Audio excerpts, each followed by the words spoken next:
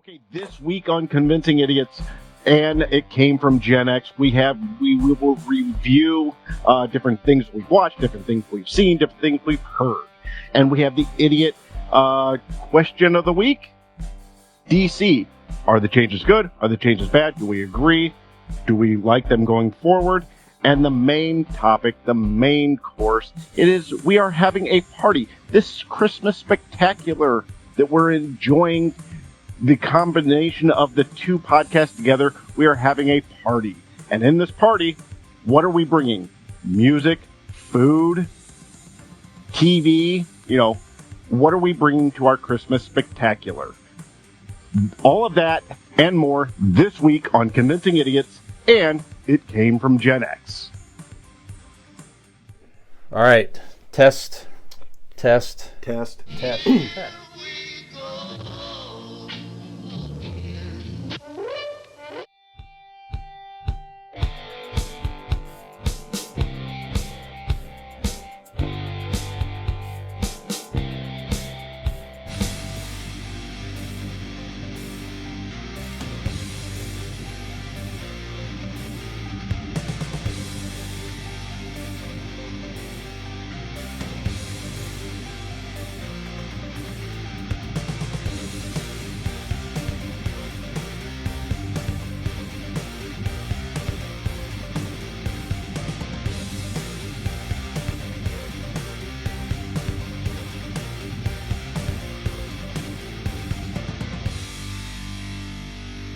And welcome to the podcast, welcome to the vodcast, welcome to the broadcast. Boys and girls, welcome to the show, the Christmas Spectacular Show. This is Convincing Idiots, and It Came From GenX. My name's Dean, the Zennial. I'm Brian, GenX. I'm Skinner, GenX. I am Porter, GenX. And I am overwhelmed by Gen Xers. I'm a millennial, and my name is Nick. And if this is your first time joining any of us, you apparently are new to podcasting in general, because between these two shows, we have been taking over the airwaves for years now. That's right, years. I said it plural. We are Convincing Idiots, and It Came From Gen X, as Dean mentioned, joining together this week. We are each separately groups of 3 different friends who get together weekly and discuss pop culture, nerd culture, music, movies, sports, whatever we want to talk about in any given week. So if you've not already done so, please feel free to like, subscribe, rate, review, all of those things on all of your favorite social media platforms. And where would you find those? Well, if you're looking for Convincing Idiots, you would simply Google Convincing Idiots Linktree, LINKTREE. You can also go to our website, that is convincingidiots.wordpress.com. You can also on there find places in which you can listen to our podcast on your favorite podcast platforms, as well as so much more. We also have a merch store. Feel free to go see ways that you can go help out the podcast. It Came From Gen X can be found on their Linktree. That's right, they have their very own. We have a forest in podcast land. Right. Theirs, just Google It Came From Gen X Linktree, same spelling, LINKTREE. You can also go to their website. That is itcamefromgenx.wordpress.com.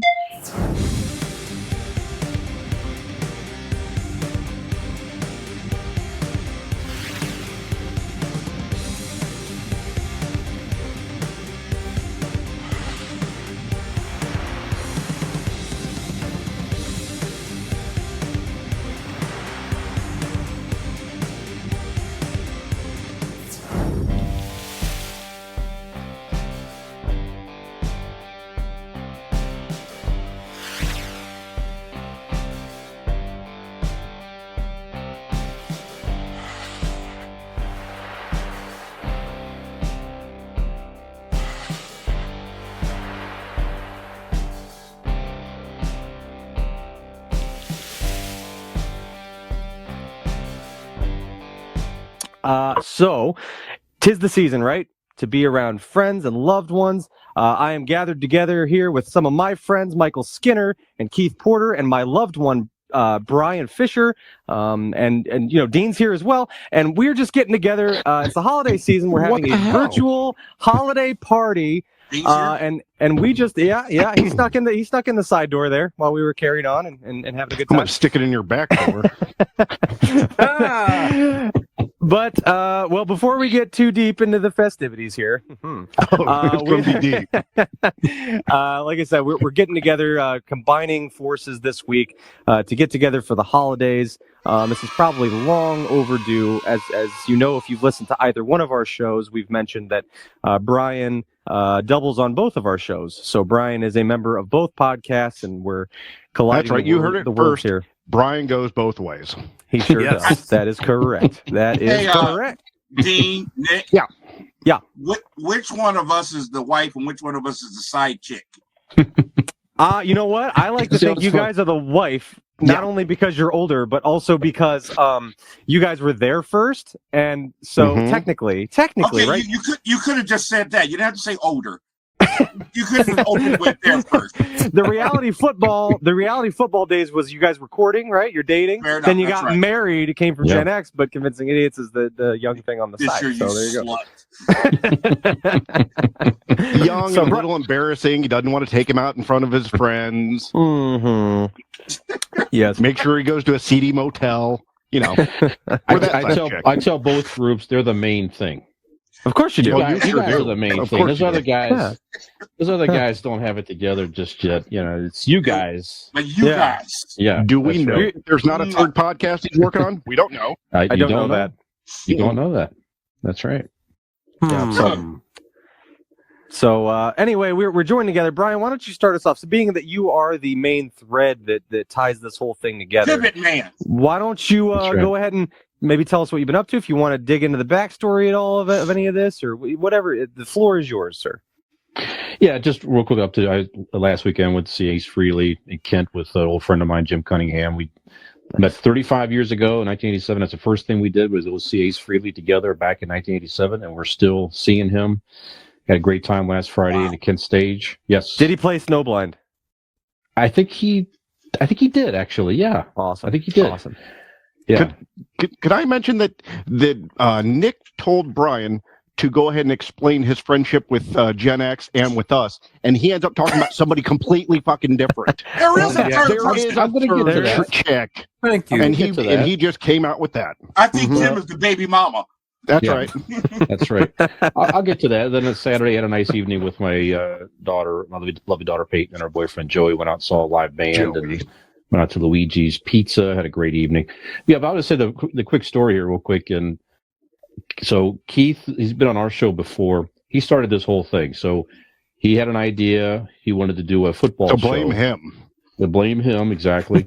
He showed up at our buddy John Cooper's house and said, we're going to shoot a Facebook video and talk about football. And so those two started to do it. And then he started to bring in other guests and go around at people's houses and do things. And then Keith eventually invited Skinner and then invited me. And then once the four of us got together, we kept doing that football show for, gosh, couple seasons there. Couple seasons, yeah. Right.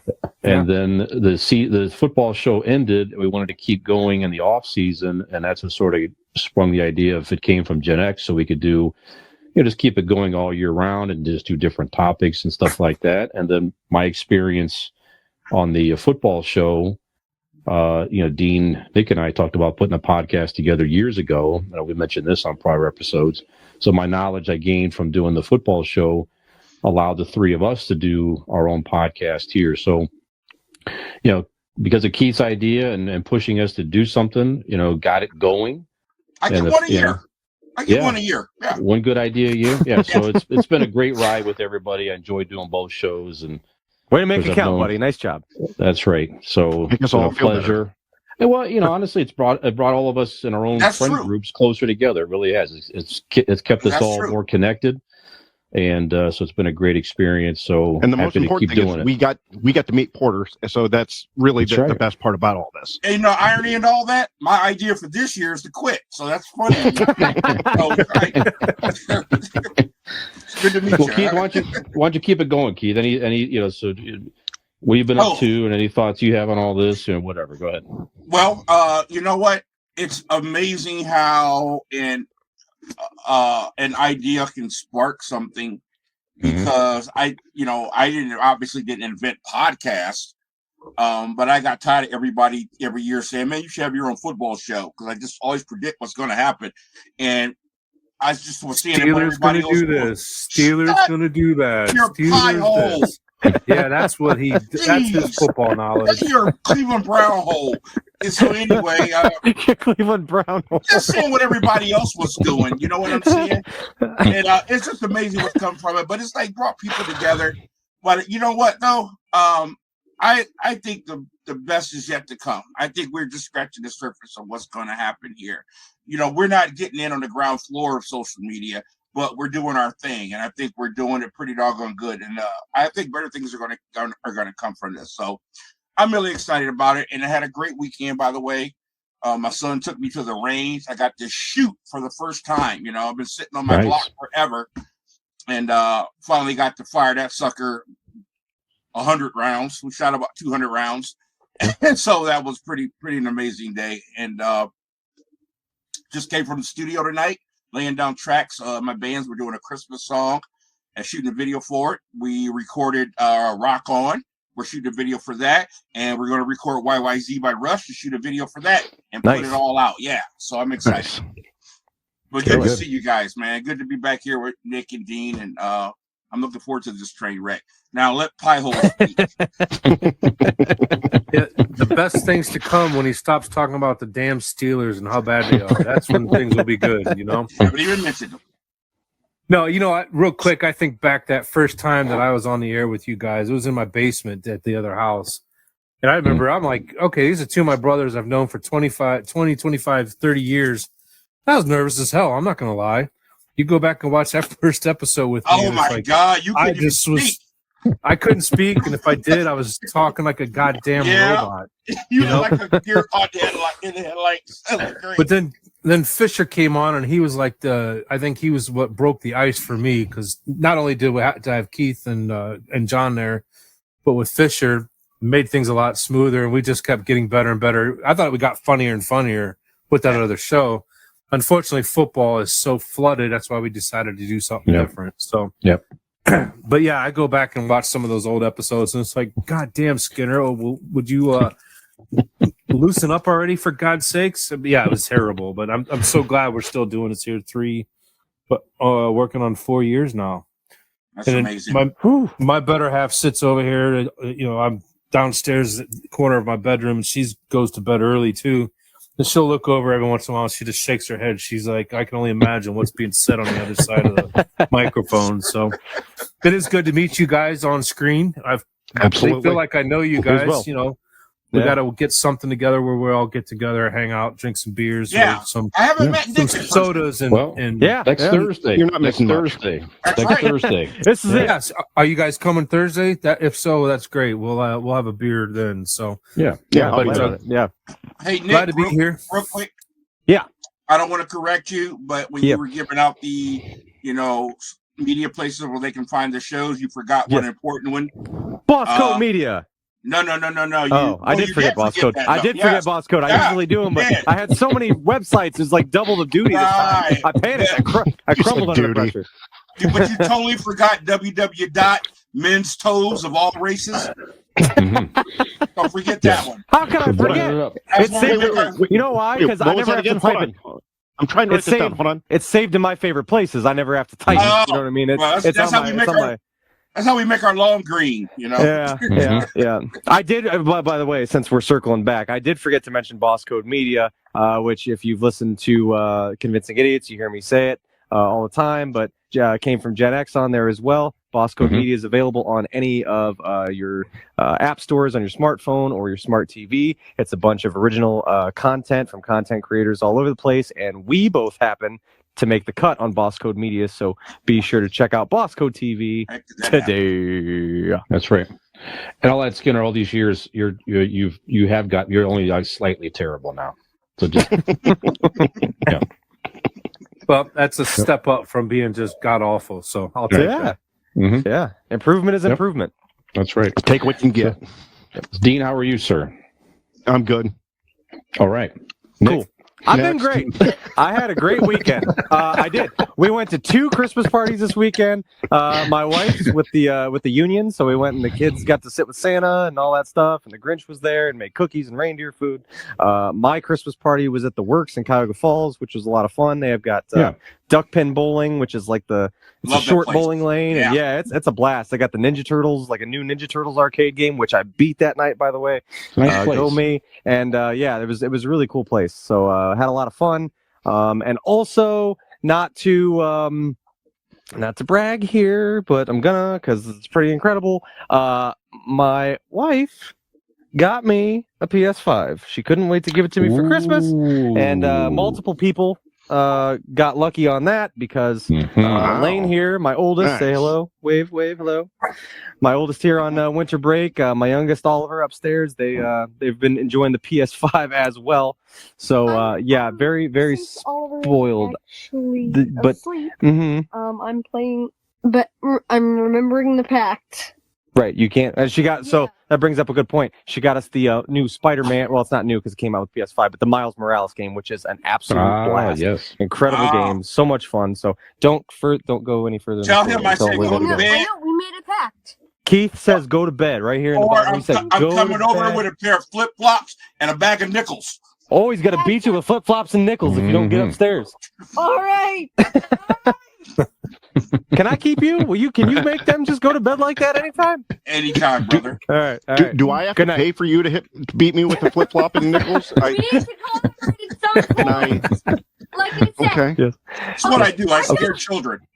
Yeah, that's right. Good job. Well Very done. good at it. So yeah. I don't want to say put the words fear boner out there, but if you want to come over with flip flop, Are you gonna leave a window open? Or am I coming through the front door? What? I don't know. Oh, the closet door's open, buddy. Come on in. All right. You got a pool or a pond or a place I can bathe? I don't think anybody wants to see him trying to go through a window.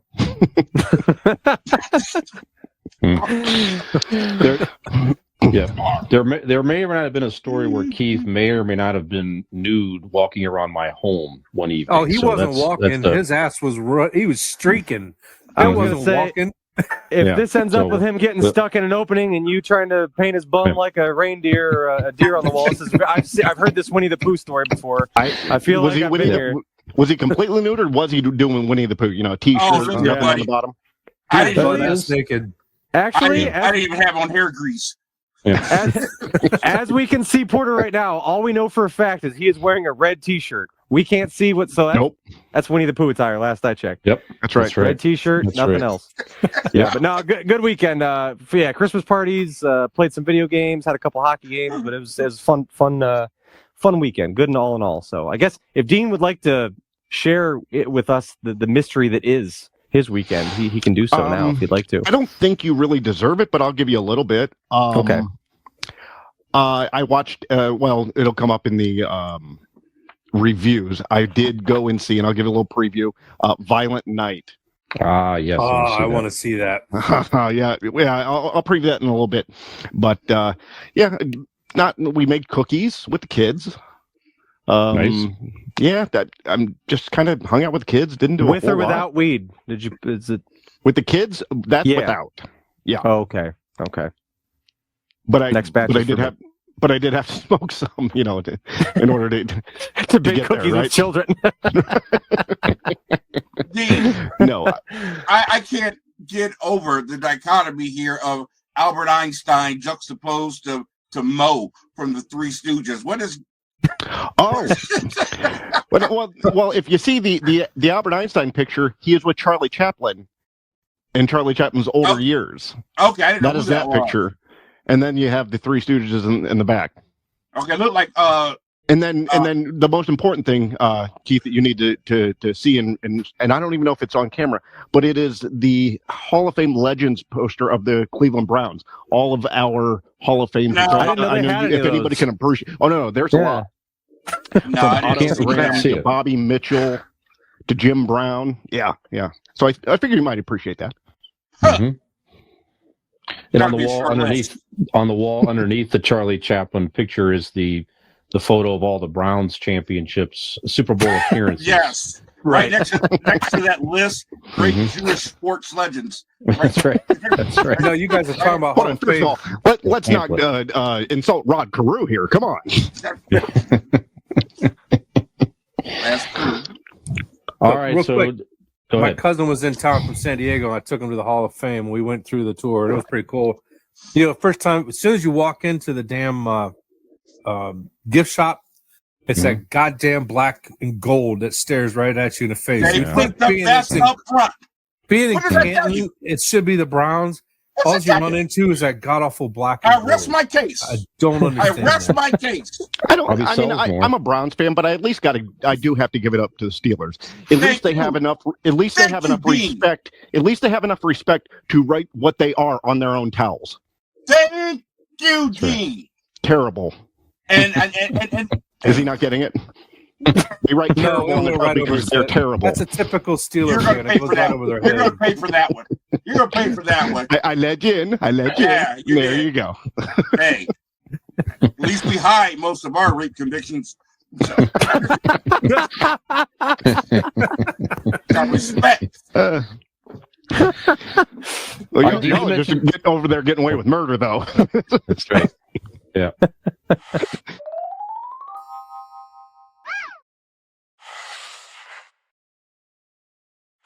All right. Why don't we go into some reviews here, guys? If you saw anything interesting, do you want me to start with you, Dean? So, okay.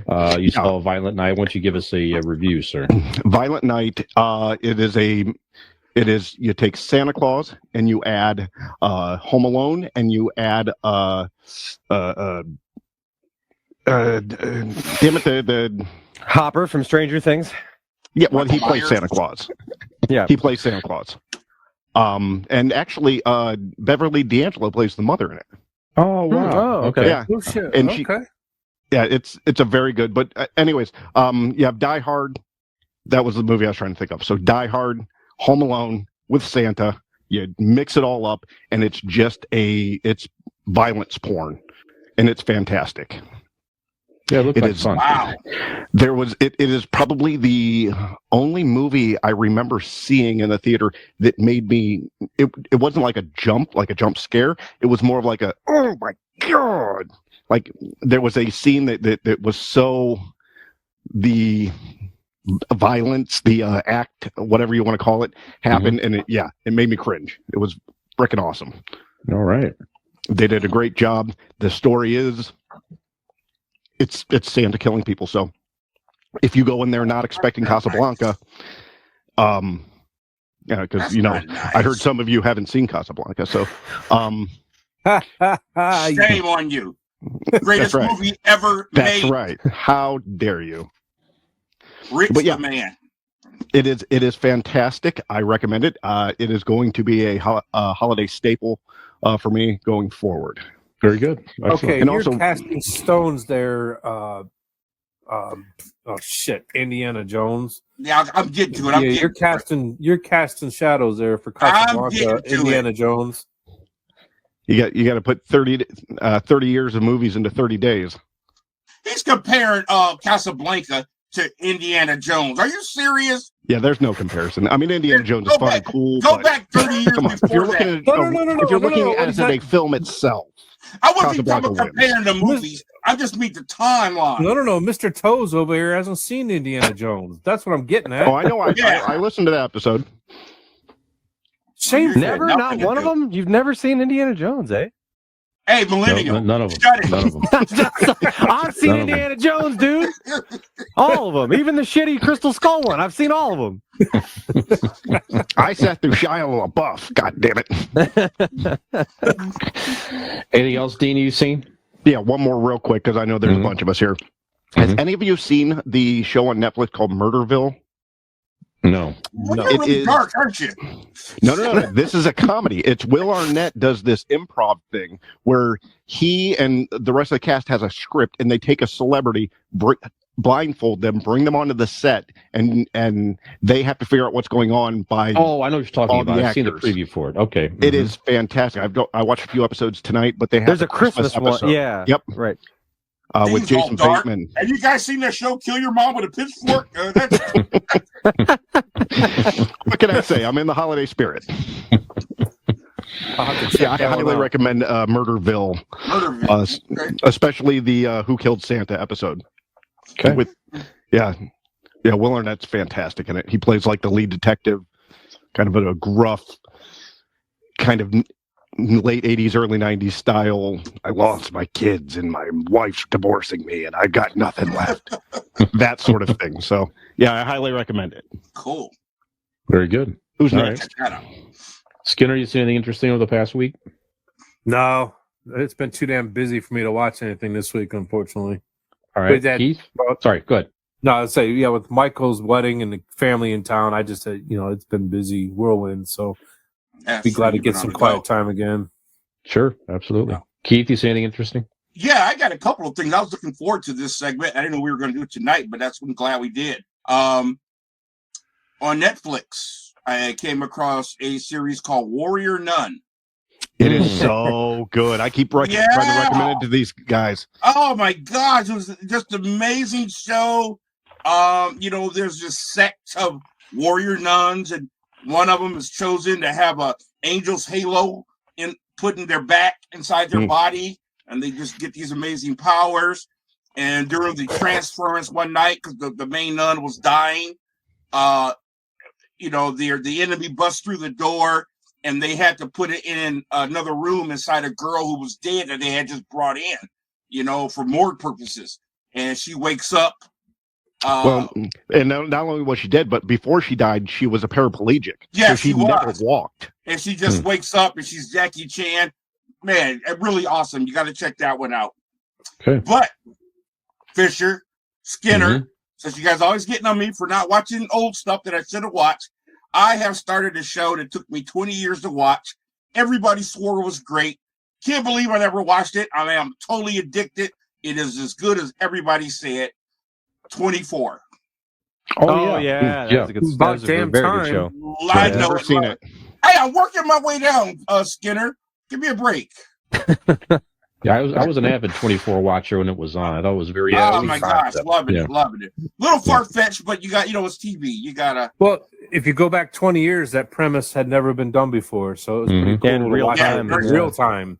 Yeah, Watch very it 20 cool. years later, you kind of lose the gist a little bit, but Just hey, shoot I'm me glad down. you're watching. You ain't gonna give me no credit, or just shoot me down. Well, yeah, you're watching it, but the thrill is gone. It's not as Yeah, good right. now. If you would have watched it when it came out in 2004 or whatever, it You would should have have seen it when it came Well, out. that's it's funny Hey, because you Porter. say that because I was forced to watch Avatar finally. That thing's been out for what, Are you 20 sure? years? Wow. 10. It's been 10. So my dad I've calls never me seen and says- Avatar either. Okay, so I wasn't the only one. I just saw it 2 weeks ago. I didn't ever watch it because it looks dumb, so that's why I never watched it. We've never called Dean smart, so that's not good company, Okay. Skinner. So my dad calls me. Yeah, was nobody has ever. My dad calls me Friday morning and says, "Oh, by the way, ABC has the Avatar on tonight. You should watch it." I'm like, "Okay, Dad." I watched it a couple days ago, and it's really good. The thing is, after all the Marvel and DC that we've watched over the last 12, 14 years, the incredible graphics and everything that Avatar had 20 years ago is nothing compared to what we got today. And that whole type of filming where the actors wear the cameras way up because they're bigger. That's the same thing they use for Thanos and some of the bigger characters in the Hulk. If I want to watch a cartoon, I'd watch a real cartoon. Yeah. So I am interested in seeing the new one because it's going to have today's technology. It's probably I'll be able to understand it or get the wow factor that everybody's had for the last 20 years. Watch it, Dean. It's a great story, man. I feel like those movies too, like and kind of in theme of what you said about 24. Not necessarily you have to see it when it came out, but it's like movies like that are made to be seen in like IMAX. Like it is an experience. Like it is a fully immersive. Like it's got to be 3D IMAX. The whole like go all out because it's just visually like stunning. And maybe smoke a little bit before you go too. It's maybe get some jazz cats. One of these groups ever come out and say, "Yo, there was a great documentary on global warming." We never hear that. Yeah. You got to be blue or from outer space, or right. You got to paint a picture. You got to walk people along a little bit. You know what I mean? Yeah, I watch all sorts of documentaries, but I don't bring it to here because these two aren't classy enough to know about this stuff. So I keep all that to myself. The history of Linda Lovelace does not count. But the movie was scratch and sniff, so it was fine. Nick, have you seen anything, sir, for the past week? I've just been plugging away on some of the shows I was watching. I finally finished Dead to Me season 3, and I guess that was the final. Like, that's it. It's done. It was 3 seasons and done. Christina Applegate and Linda Cardellini, Skinner and Porter. I don't know if you guys have seen this on Netflix, but man, no, I've seen it. Good, the first 2 seasons. Yeah, dark comedy, like really well done. But this is the 3rd and final season. Ends in on a very interesting note. I'll just say that without giving anything away. But just super well written. I love the style of comedy that they do. It's just very dry and dark, and like it's just fantastic. But definitely some really heartfelt episodes coming down the stretch here, and it was just an incredible show. Absolutely loved it. Like I was telling you guys last week, I don't think there's anybody I like wouldn't recommend it to. Like, oh, you might not like it. It's just good. It's just really well done. So I finally finished that up, and then what else? I don't know.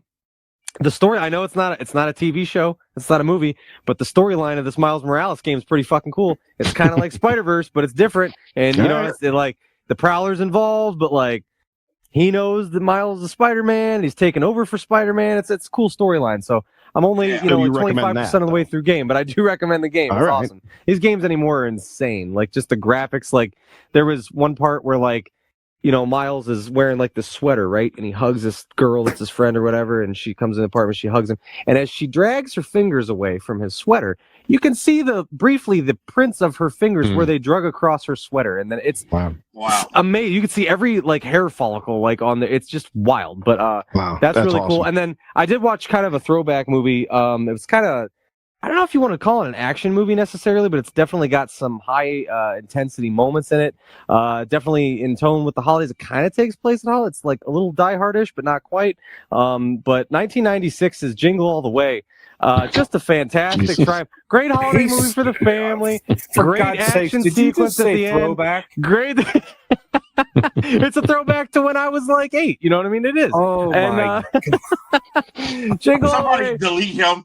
If you guys don't know, If you guys don't know, it's my personal mission at some point on every episode of, it doesn't matter what time of year, to at least bring up Jingle All the Way. And then if I can't bring it up during Christmas, I have to work my way into reviewing the movie in some way or another so these guys don't know. So I had to, and this time of year I'm watching Jingle All the Way like every other day. So let's go. Here we go. It's Christmas time. It's a good movie, but you got He's a masochist. But it's not a freaking throwback. I was like 30 years old when that came out. Good Lord. We're throwback, Skinner. Yeah. Hello. Hey. Nobody said vintage had to be bad, right? It's a good thing. Look at Jingle All the Way. You know what I'm saying? So That's right. There we go. Very good. That's about it for me. That What is about a you, good Brian? movie, though. All kidding Thank aside, you. it's a really good movie. Thank you. These guys, see, I'm switching teams. I'm going to that podcast. It's not the first time you switch teams. All right. Well, I did. Speaking of vintage, I did see a couple older movies last weekend. Old home videos? No. Oh. North by You don't want to Northwest. see those. North by you don't want to see some of those. Yeah. They're North not even by Northwest. talkies yet. That's Alfred Hitchcock, North by Northwest. Cary Grant. I just came across it on the streaming. It's free on. I think it's Amazon Prime. Never saw it before. So just a great suspenseful movie. I'm confused. I always thought that was a music festival. Nope. Nope. Cary Grant gets mistaken for a spy, and then it's just a whole adventure from there. Pretty interesting. Keith, I watched Casablanca last weekend. My man! Hey! Yes. Such Is a that movie. not the best? Excellent movie. I agree with you. Excellent movie. Yeah, Humphrey Bogart. The at top of his satire. game. And Inspector Renault, he was funny as heck, wasn't he? Yeah, just a like you say, great movie all the way around. Good for you, Great man. acting, good love story. You know, the whole bit. Definitely Fantastic. my favorite movie, hands down. Yep. And And, Was there anybody cooler than Bogart in that movie? Nobody. great. Nobody. He No. was so what's the word I'm looking for? Sexy. No. I'll give you that though. I'll give you sexy, rugged Yeah. and cool. rugged, Rugged, like smooth, him. man. Not Smooth. smart mouth, but Smug. Yeah, very smug, sarcastic. Yeah, sarcastic. Yes, that's what I'm looking for. Yeah, absolutely. And speaking of very good. vintage, I talked to a couple of old girls on the dating app too. Just want to let you guys know that. Yeah, we saw those. We saw Do those you recommend? gems. We follow. Yeah, Keith shares some of these dating profiles, and it's like it's pretty amazing what people put out there anymore. It's like when you get older, it's like I don't give an F anymore. I'm just telling you. Here's a picture I have. Is it my best picture? No. But it's a picture of myself that I have, and just what they want. It's just very demanding. It's really pretty interesting. They wake up out of bed, they go clamp, and you better have your own car, and you better this, and you better that. And right. I'm not a one-night stand. They're like 68, no front grill, this eyes closed. Amazing. Like, are you serious? It's not a joke. Yeah, I know it though. Yeah. And in the age section, it just says, when I sneeze, dust comes out my ass. Yeah, that's pretty much it. So here's one of those profiles that says, Kathy, 42. She likes the bud, but not cigarettes. So she likes to Netflix and chill, or maybe she just likes to chill. I don't know. It's maybe she likes Budweisers. Yeah. I got one from a guy she named was Raymond. 420 friendly. Raymond. Raymond, yes. Marcy looked at that and she goes, "Is that a dude?" I'm like, I'll leave it at that. I got my work cut out for me. We're going out Sunday. Brother got bills. Dog's got to eat. And then she looks at me and she goes, "Does Keith bat from both sides?" I'm like, "No, he's just playing around." Who said that? He's not batting on both sides, but he does take training practice. I'll see what's wrong with warming up every now and again. I mean, I'll get to you in a minute. I want to see Marcy now. You want to see Marcy now? All right. I also saw Amsterdam, so I'll just add that to my There you go. That stopped everybody. How was it? Amsterdam. It was decent. It was a 2022. It's a decent movie. It's on HBO Max for free. This movie, it's packed. Talking to us? It's packed full of stars. It really is. So Christian Bale, Margot Robbie, Taylor Swift is in this thing. Yeah, new movie. Yeah, Taylor Swift. Rami Malek. Yeah. If Taylor Swift's in it, it's all class. Yeah. So anyway, it's set in the 30s. It's kind of a murder mystery. So it's all right. It's not rated that well. But like I said, it's free on HBO Max. Just from some of the acting and visual I don't know, just the way it was shot was okay. So it's worth a watch. So check it out. Not gonna be any Academy Award winners out of it, I don't think, but it's still an interesting movie. I'm gonna do my normal role and interrupt here because I just remember I fucking watched Bullet Train. That thing was awesome. If you good movie, get on Netflix now and watch Bullet Train. Yeah, very good. What was that? Is that the old one? No, the new movie, Bullet Train. Yeah, Brad Pitt. New Bullet. Yeah, that looks good. It is awesome. It is a throwback to just old, wild, action movies. It is very Tarantino-esque, I would say. Mm-hmm. Cool. It has that feel to it. But yeah, highly recommend that. That was fun. Sorry, go ahead. No, that's it. That's it. So, all right, guys. So let's we're going to take a break here, and then we're going to come back with a few pop culture headlines, a couple things, and then we're going to get into our idiot inquiry question of the week. Talk about some DC changes and what our thoughts are there, and then our main segment this evening is going to be all about Christmas time. So favorite Christmas content. We'll get into Christmas songs by favorite artists, like your best version of a Christmas song in particular. There's going to be 10 minutes of us all singing the Dahu Dore song from The Grinch, like the Who's. Exactly. Join hands and sing it together. That's right. I'd like to break the fourth wall, Brian, and workshop the idiot inquiry of the week name. None of us, every time we say it, we stumble on that idiot inquiry. So that's because you don't say a lot of words well, though. So that's true. not. I mean, that's true. But he stumbled on it. That's because he's got probably false teeth or something. I don't know. All right. So we'll be right back. Speaking of bullet train, jibs. That's right. Speaking of bullet train, this train wreck of an episode is going to continue right after the break. And I'm going to put a bullet in my head.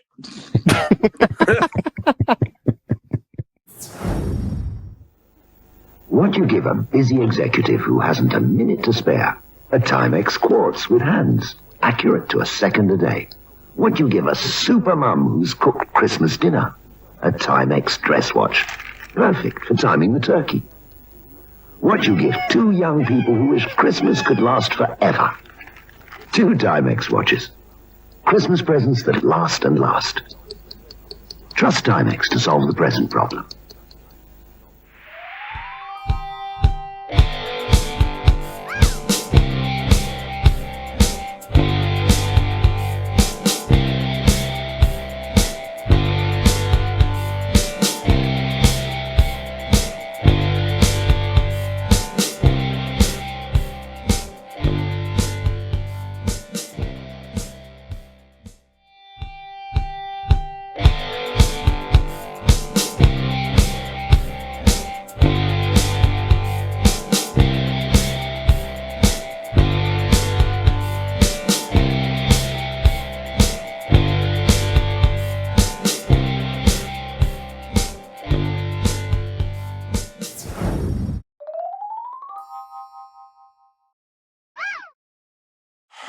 Welcome back to the shit show we're calling Gen X and the Idiots. Yeah.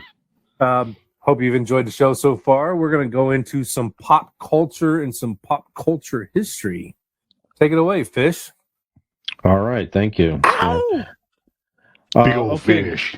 That's right. So some an unfortunate death in the world of pop culture, guys. Just to pause and recognize Stephen tWich Boss. He was a longtime DJ on Ellen DeGeneres' talk show. I think the word was passed away last week. Yeah, only 40 years of age. It's also he was a judge on America.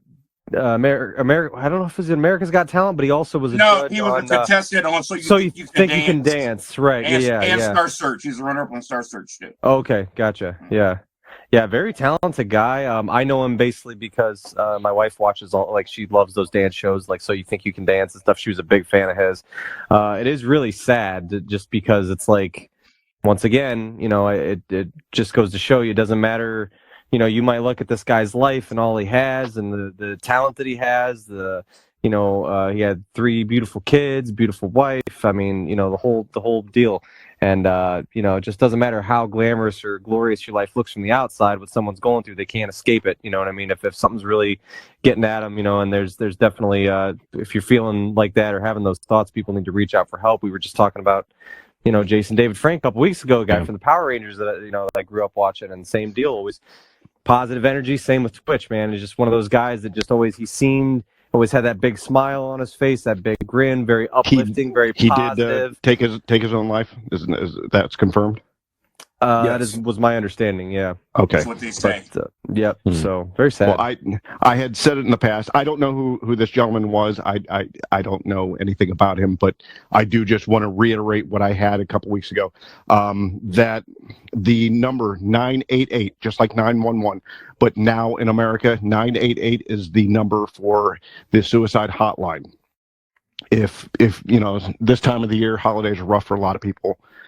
Things get weighing on people's minds. So if anything's out there and you guys, anybody is feeling down, feeling anything of that sort, reach out to a friend, family, or dial 988. And like I've always said, we would rather hear all about it than do a 10-year funeral. So please reach out.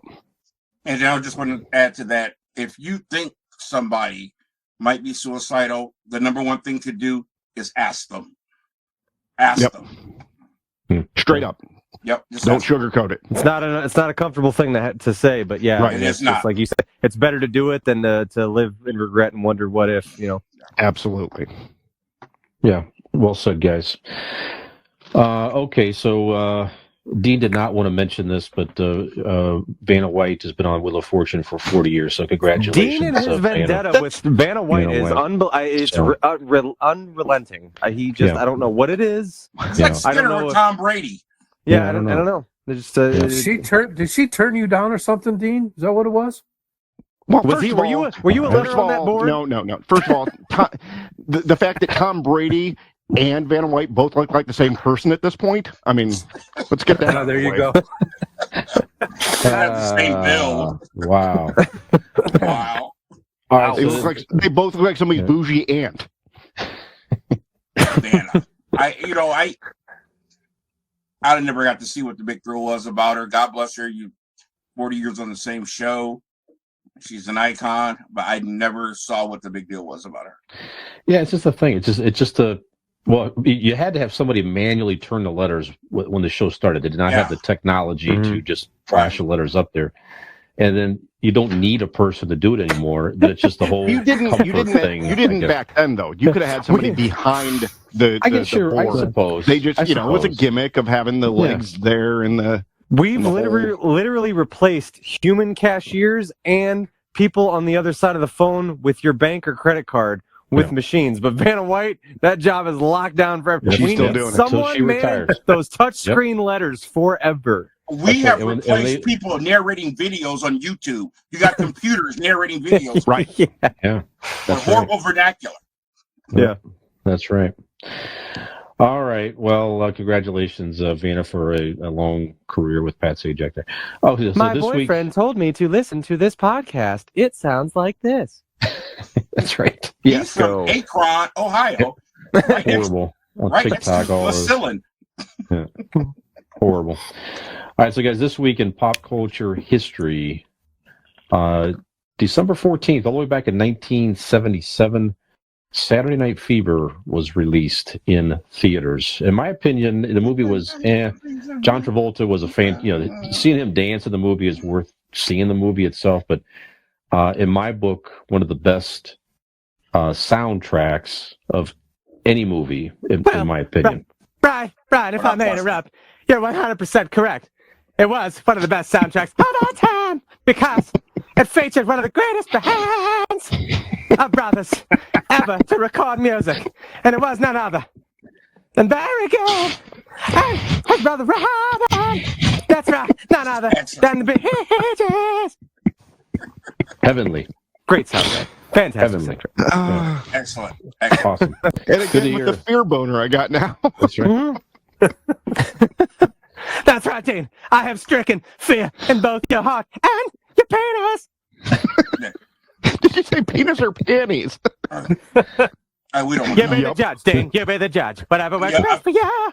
I agree with you, Fish. It really was because it struck lightning at the right time. Not only was the movie huge, but it encapsulated a movement, the disco movement. So it was just the timing was perfect.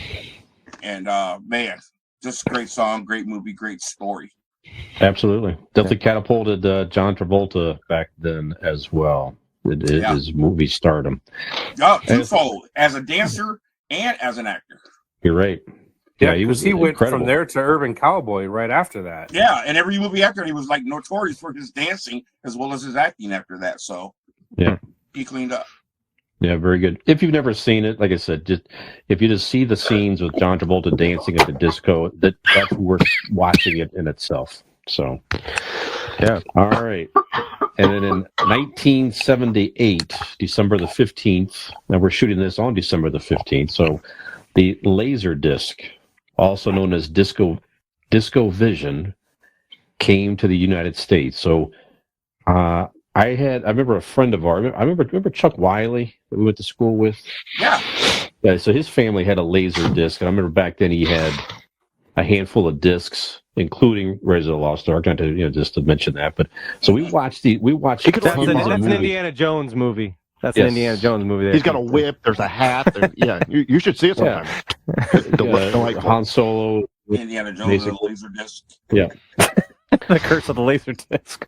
So this was before VHS. So this is supposed to be the new thing for a little bit here, and it certainly did not last too long. But I remember at the time it was definitely a decent grade of video, and you could pause and rewind and things like that. So it just never took off. Look at it this way: the Laserdisc is to the DVD what Betamax was to the VHS. That's right. One of them had to survive. Yeah. No, I think you're right. Yeah, DVD survived. VHS survived. I mean, none of them now survive, but at the time. Hey, it's still going to catch on, just like my Zoom, any day now. Your Zoo? Zune. Oh, Zune. Zune? Oh, yes. Yeah, Zune pods. Yeah, absolutely. Any day now. Get on the ground floor on that one. Absolutely, buddy. I bought 40 of them. I'm going to sell them. And that's a fine investment there. A fine investment. There you go. You can also look for NFTs of Keith's feet. You can contact the show. I've been on the waiting list, buddy. NaturalHairyToes.com. That's right. Check it out. Check me out. All right, and then December 17th, all the way back in 1989, was the first 30-minute episode, the first full episode of The Simpsons. It was a Christmas episode. Wow. Shows it portrayed the story of how they got the dog, Santa's little helper, and how you got the name and everything. Yeah. So Dasher, Dancer, Prancer, Nixon, Comet, Cupid, Donna Dixon. great scene in that first episode. I've seen this episode tons of times over the years. It's definitely one I like to go back and watch around Christmas time. It is a nice story, but the animation was a lot different. The voices, obviously, they were just there was all new to them. It's definitely to go back and watch it is interesting. And as we know, it's been on the air ever since. What's that? I saw it when it debuted. Yeah. And 10 years later, Nick was born. That seems about right. Well, that first one, the Santa's Little Helper one, that was the one on the Tracy Ullman show, correct? Or no, this was the first. This was the first standalone episode. The other ones were the shorts on Tracy Ullman. Yes. Okay, that's exactly right. That's right. Yep. And then it was on the air ever since. Has not left the air ever since 1989. One of the longest running television shows. Period. It's incredible. Yeah, quite the run. Damn.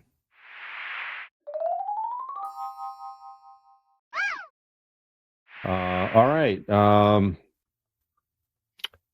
Let's get into our Ask an Idiot segment. Does Dean doesn't what is that? Because it didn't feel. I don't know. I'm not familiar with that segment. If you listen to the first segment, Nick, Dean, I need you to take a bag, like a big bag. Fill them with dicks. Fill them with dicks and just eat them up. Eat a bag of dicks. That's what I need you to do. Yeah. Eat a giant bag of dicks. Have you heard the first segment? Dean publicly disgraced me on globally. First of all, very odd move as an employer, as an employee of one Podlander, Brian Fisher. Very weird. Couple things. One, I named Idiot Inquiry originally. So I'm more questioning myself. Okay. I just brought it up to you. Well, I felt like if it needed to be questioned, Brian would have done it, and he didn't. So let's just keep that in mind. Yeah. Is that Hillary Duff behind you, you child? Yes. Don't listen, baby. We'll talk off the air. You know what? I before I get into that, I did want to mention. I forgot to do this. In all seriousness, speaking of globally, that made me think of this here. We do see some listens here and there across many countries across the globe. And we did happen to notice that we've picked up a few listens in Ukraine on both podcasts, I should say. So it could be the same person listening to both shows. I don't know. They love them some Brian Fisher in the Ukraine. Well, who doesn't? In all seriousness, really. I mean, if you are listening to us in Ukraine, our hearts are with you guys in the U.S. and I know for all of us here. So absolutely, we know it's a very difficult winter coming up with a lot of power being knocked out over there and everything. So I'm sure people are afraid and cold or whatever it is here. So if you are listening to this still, and we give you some form of mild entertainment or anything of that kind, we hope it brightens your day. That's in case you get more than what other people get. That's right. That's right. So if you hear us out there, Ukraine, stay strong, and we're behind you and thinking of you all the time here. So Just wanted to mention that. Much prayers, yes. Yes, absolutely. Okay, so our Ask an Idiot, is that finding? Yeah. Okay, thank you. So You know what? No, this is news today. This is big news today in the DC movie news. So Henry Cavill. So now he, of course, was Superman. Then he wasn't Superman, and then it was announced that he was going to come back as Superman. He made a cameo in the new Black Adam movie, and he went on social media today, as did Peter Gunn, and basically stated that he's now no longer moving forward to play the role of Superman. And by the way, if you They're dropping Black Adam too. Are they? And Black Adam, Man of Steel, and Wonder Woman. Okay, Yep, dropping them all. Yeah. Well, Black Adam hasn't made what they thought it was going to make, and they're just going a different direction here. By the way, if you have not read Henry Cavill's statement, you should go check. The man is class 1,000%. Yes, I'm reading it right now. Yeah, so just terrific, you know. So and unfortunately, he stopped doing his role on The Witcher, so hopefully he can at least get back into that or something. I don't know. And he is going to be Hemsworth. Oh, did they really? Okay. Yeah. Well, Henry Cavill's already announced that he's going to play some role in the Marvel universe. We don't know what that is yet. You know, some say it might be Mr. Doom. Marvel. Yeah, I heard Dr. Doom. I heard Mr. Marvel. Mr. Marvel. Okay. There's a few rumors out there. Okay. Well, I'm sure he'll do well, whatever he does. He's a great actor and everything. But he's been fired before. He's been fired before, right? From this role. And he's come out the same thing. I'm taking this for what it's worth. I'm taking this on face value because I think the original statement was they're not going forward with those series, right? So Wonder Woman, Man of Steel. Who's to say he can't? They're not going to do a Superman version, not Man of Steel. You know what I mean? Look at the wording of the statement. And he's said goodbye before. I'm just saying is he's so popular in that role. He's so good in that role. Until I see a different Superman, I'm not believing it. I saw where they're going to go with like a younger version of Superman, like earlier in his life or something like that, is the direction that they're going to go. Who would you do? Timothy Chalamet. Give him every role. Yeah, for real, right? Well, so let's talk about this for a second. You already mentioned a couple other projects that they're not moving forward with. So do you like this direction that DC is going, where they're taking some of these movies that haven't been the best? I mean, let's just be honest. You know, that they've kind of had some clunkers with some. You know, we've talked about the last Wonder Woman was horrible, terrible. It's an easier conversation to say the ones that have been good because it's you're right. You're exactly. There's not as many good ones as not so good ones in the DC universe. I think we all agree with that. So there's some decent ones, but more bad than good compared to Marvel. Look who has a hold of the reins there. James Gunn, right? Right. James Gunn is he kind of livened up the MCU with the Guardians of the Galaxy, right? With the colors and the that's how humor. he got this whole job, and I think exactly. Well, he was the one. He's the one behind the what was the one with the Peacemaker. Yeah. And the Suicide Squad, the new one. Yeah. And I think that's the universe he wants to build. I think he sees what everybody else did before, and let's face it, it shit the bed. Great actors. I love the people in the roles, but he wants you to associate his universe with his people, I think. It's kind of like any boss or a GM of a football team comes in you get a new GM, he fires all the coaches, he wants his own players in there, his own people. And I think that's what James Gunn wants. You're not completely right, no, Dean, because one, I think he's a little bit overrated, but two, he's weighing his whole career on this. Because you just got rid of some very popular people. Bad movies, but very popular people. Gal Gadot, Henry Cavill. That's a big, big move. I hope you say true. Don't try to bring your vision into it, because I don't want nothing to look like Peacemaker. I don't want nothing to look like Guardians of the Galaxy. But stay true to the DC vision. But he's also not directing them. He's playing the same role Kevin Feige is in the MCU. He's the overlord. He's the Right. He's the holder of the universe. Okay, well, his vision has to line up with the director. That's for sure. Right. So, He's but going I to just find hope- his directors. I just hope that they stay true to the DC universe, is what I'm saying. They're so way off base. They took a lot of chances. They changed Wonder Woman's outfit. The whole Man of Steel, that was a total different amalgamation of Superman. I mean, why did you say Martha? Just stay true to that. You know, that's all I'm saying. I would love to see someone respect the comic book a whole lot more. I know you got to change things from Hollywood, but I want to see somebody respect the comic book more. Hopefully that's what he will do. I don't think those movies were terrible. I love Man of Steel. I did too. The Superman first one was great. Yeah. So, but no. I'm not going to agree with you on Superman vs. Batman. That was. I hated it the first time I watched it. That was hot I watched it, I really appreciated it. I've seen it a few times, hoping to get that reaction, and haven't got there. The first time I saw it in the theater, I thought it was great. I was like, that was really cool. And then I went back and watched it. I was like, no, it's kind of dumb. See, I flip-flops. I hated it when I first saw it. And I watched it again. I appreciate this.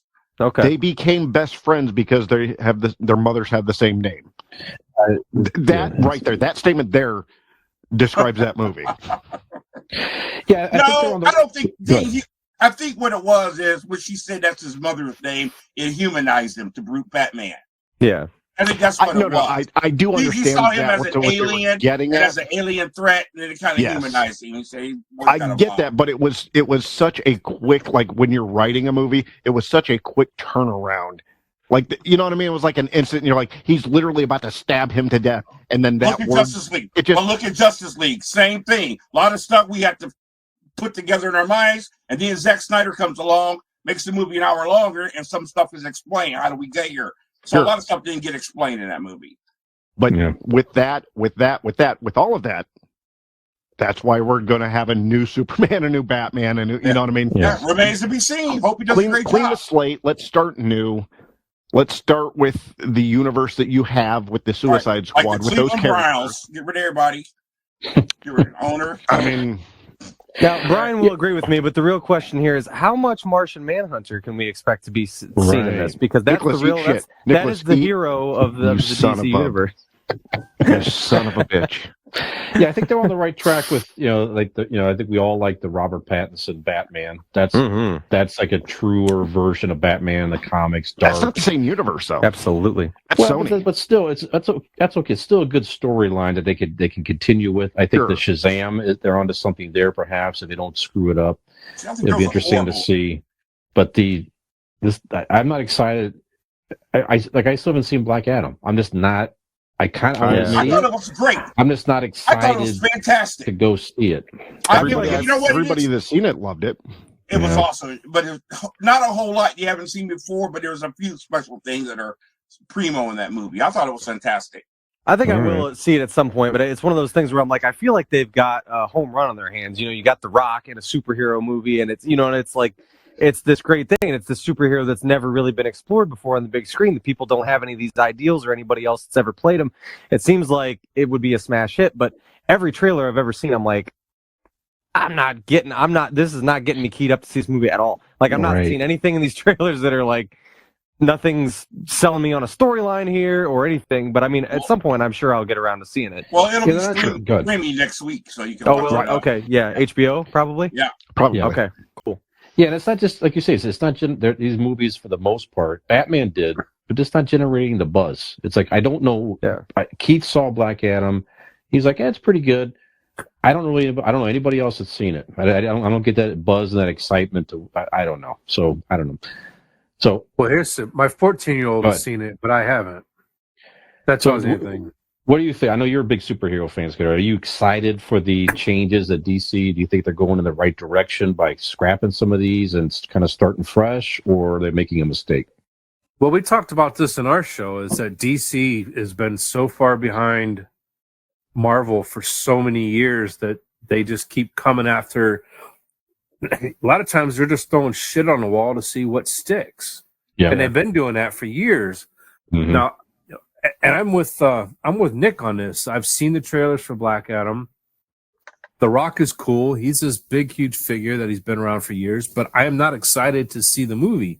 I'll watch it once it comes on HBO. But if this new direction is going to bring it back, we've been so spoiled with Marvel. Let's be truthful. Mm-hmm. Marvel has spoiled us since 2008, and they continue to keep pumping out incredible stuff. Well, they're going to crap now. Yeah, they did take a step back. She-Hulk was horrible. Thor: Love and Thunder was disgusting. Oh, come on. She-Hulk was fun. Yeah, like 2 episodes were great. The ones with Daredevil was great. It wasn't great, but it was fun. It was poking fun at itself. Like I don't like the idea that it's canon with the rest of the universe, but it was, for what it was okay. I didn't like the breaking of the fourth wall.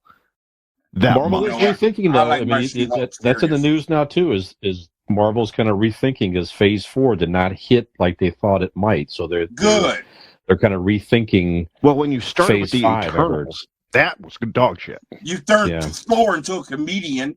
I mean, come on, man. Yeah, see, the Eternals that was for me. There was no buzz with that one either. I've yet to see that one. Yeah, me truthfully. But yeah, to just finish up the statement, the DC.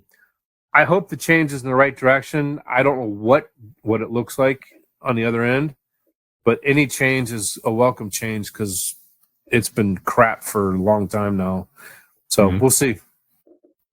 Yeah, we said this on purposes too. You have some of the most recognizable superheroes, period, in Superman and Batman and Wonder Woman, and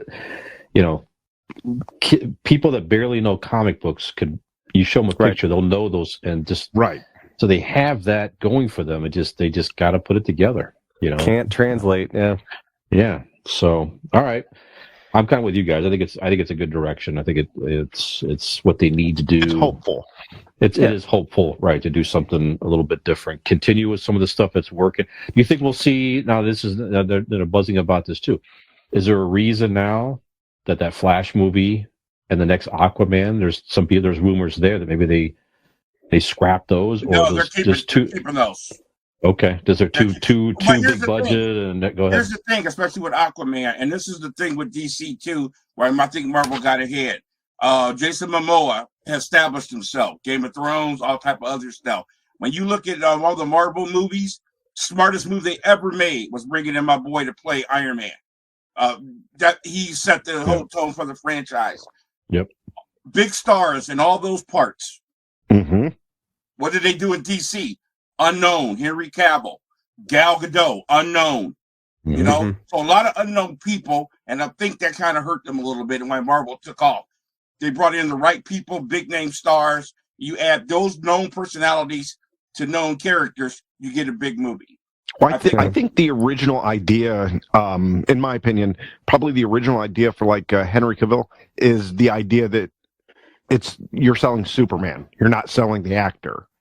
Hell, Christopher Reeve was an unknown guy. No, I agree it didn't work, but I'm saying that was probably their mindset is because it worked with Sony. We can put anybody in. It's Look at Superman. Hugh Jackman. Look at Hugh Jackman and Wolverine. Right. Yeah. Yeah, and even like you said, Jason Momoa. They put, people knew who Jason Momoa was. Aquaman was. That's quite possibly the worst movie I've ever seen. Like, take away superhero shit, it is the worst movie I have ever seen. Like, it was weird. Jesus.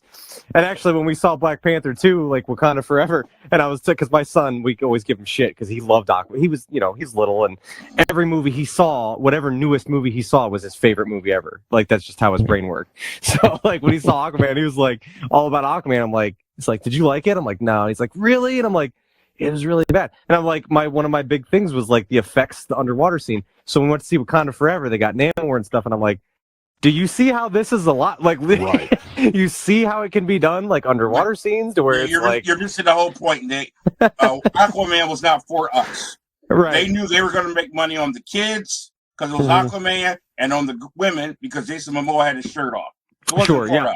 Well, my mom also loved Aquaman. I'm like, I might be wrong on this, but there was the monologue scene in the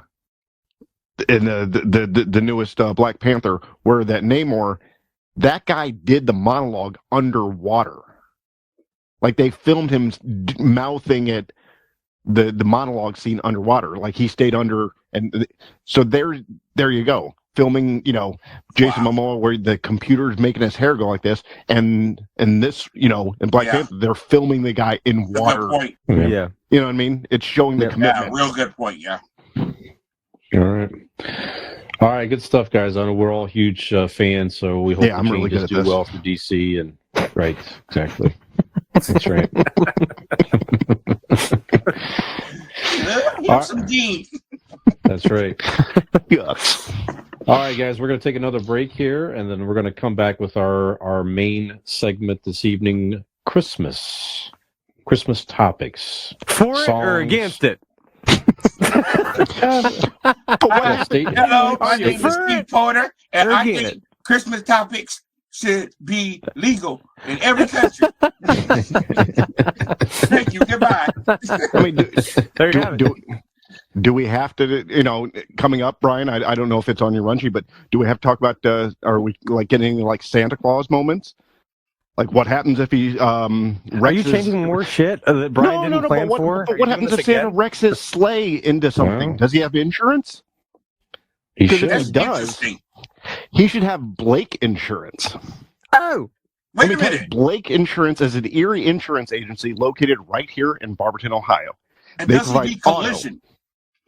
He does need collision, and that is part of the auto. Who's he going to hit in the sky? Well, he's landing on roofs. But You I'm let also him doing the finish read. his read, damn it. no, you know what? Keith brings up really good questions. I've never, you know what? That's very thought-provoking. That's a good question. Why? What's he going to hit up there? Yeah. Your mom. That's what he's gonna hit. Sorry. So he's got. Now, They why would my provide- mom be that high up in there, Dean? Maybe she's on a broom. I don't know. Damn, that is our one Patreon a month. Are you kidding me right now? You gonna do that? And you ruined it, Brian. You ruined it. She's on her way home from Halloween. It's a joke. Have I ever told you guys my That's a new? joke. Have I told you guys my new nickname is the Broom?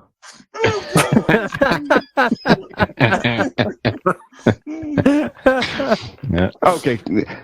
Like Dean I was Insurance, you say. saying. Go ahead. Insurance, like I was saying. Yeah, but baby, See, why? See, Blake Insurance, they provide auto, home, renters, and business insurance with honesty, decency, and affordability. Erie Insurance is above all else in service. You want to call 234-571-5359 or visit BlakeInsuranceLLC.com for your free 5-minute quote today. And when you do, please tell him that this Christmas spectacular sent you. That's right. Is that your And it uncle's goes law like- firm? What's that? What is that, your uncle's law firm? What is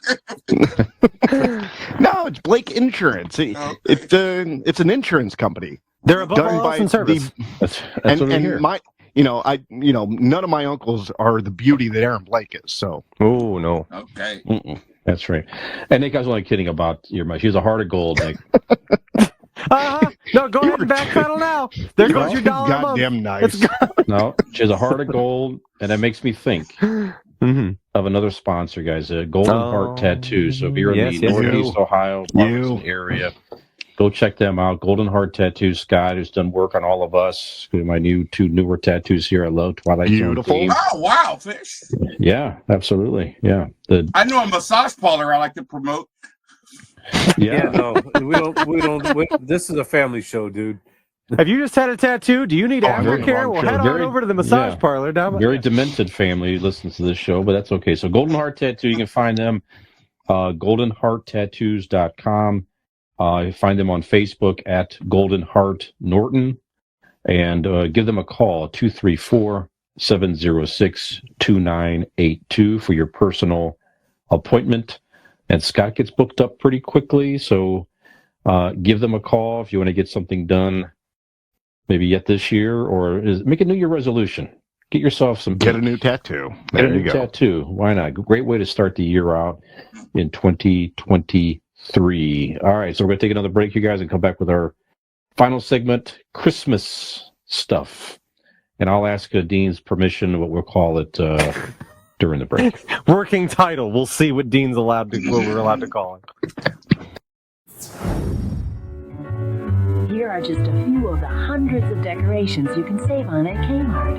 A 7.5-foot tree for just $77. Decorated wreaths for just $6.99. 100-count Westinghouse lights for $3.79. Come to the Trim-A-Home department at Kmart. It has everything you need to make a holiday work of art in your home or wherever else you live. Kmart. We know how to make your holidays bright.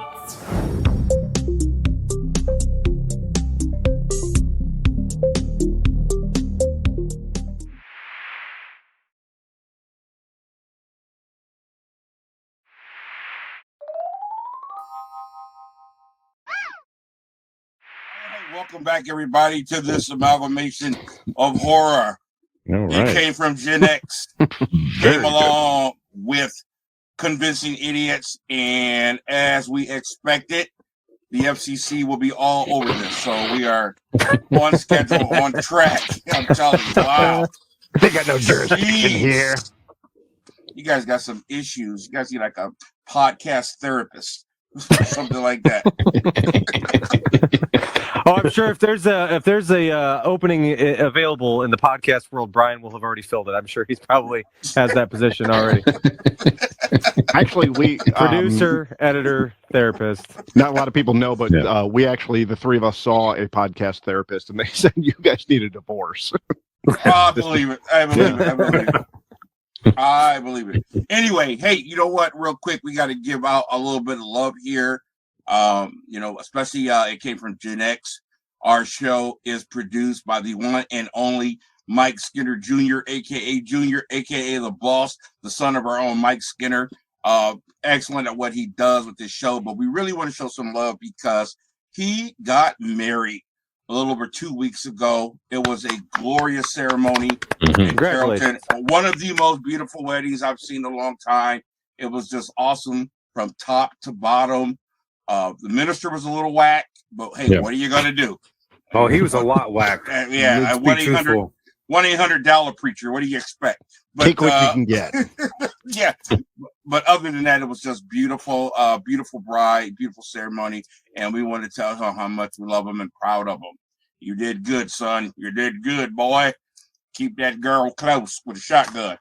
But also, hey, staying in tradition with the Skinners here. Very special happy birthday to my man, Dave Skinner, Mike's father, Junior's grandfather, one of the coolest dudes I know. Had a great time, Mr. Skinner, at the wedding. Kept me laughing. And we want to say happy birthday to you, my man. God bless you. Happy birthday. So, yeah, definitely happy birthday. Yeah, Dave's a straight shooter. Yeah, he really is. Why do you think I have no damn filter? We know now. Yes. I figured it out at the wedding. I learned from the best. Absolutely. If we're doing oh, sorry, go ahead. I just wanted to say, to Dean, this is the 40th celebration of your bar mitzvah, and we are proud. Yes, we're proud of you. Shalom. If you want proof of circumcision, ask me later. Now, since we're giving out shout outs, I do want to take this time to shout out Nick's mom, Jennifer. Thank you. What's up? Anyways, go ahead. Hey, Jenny, Dean said, what's up?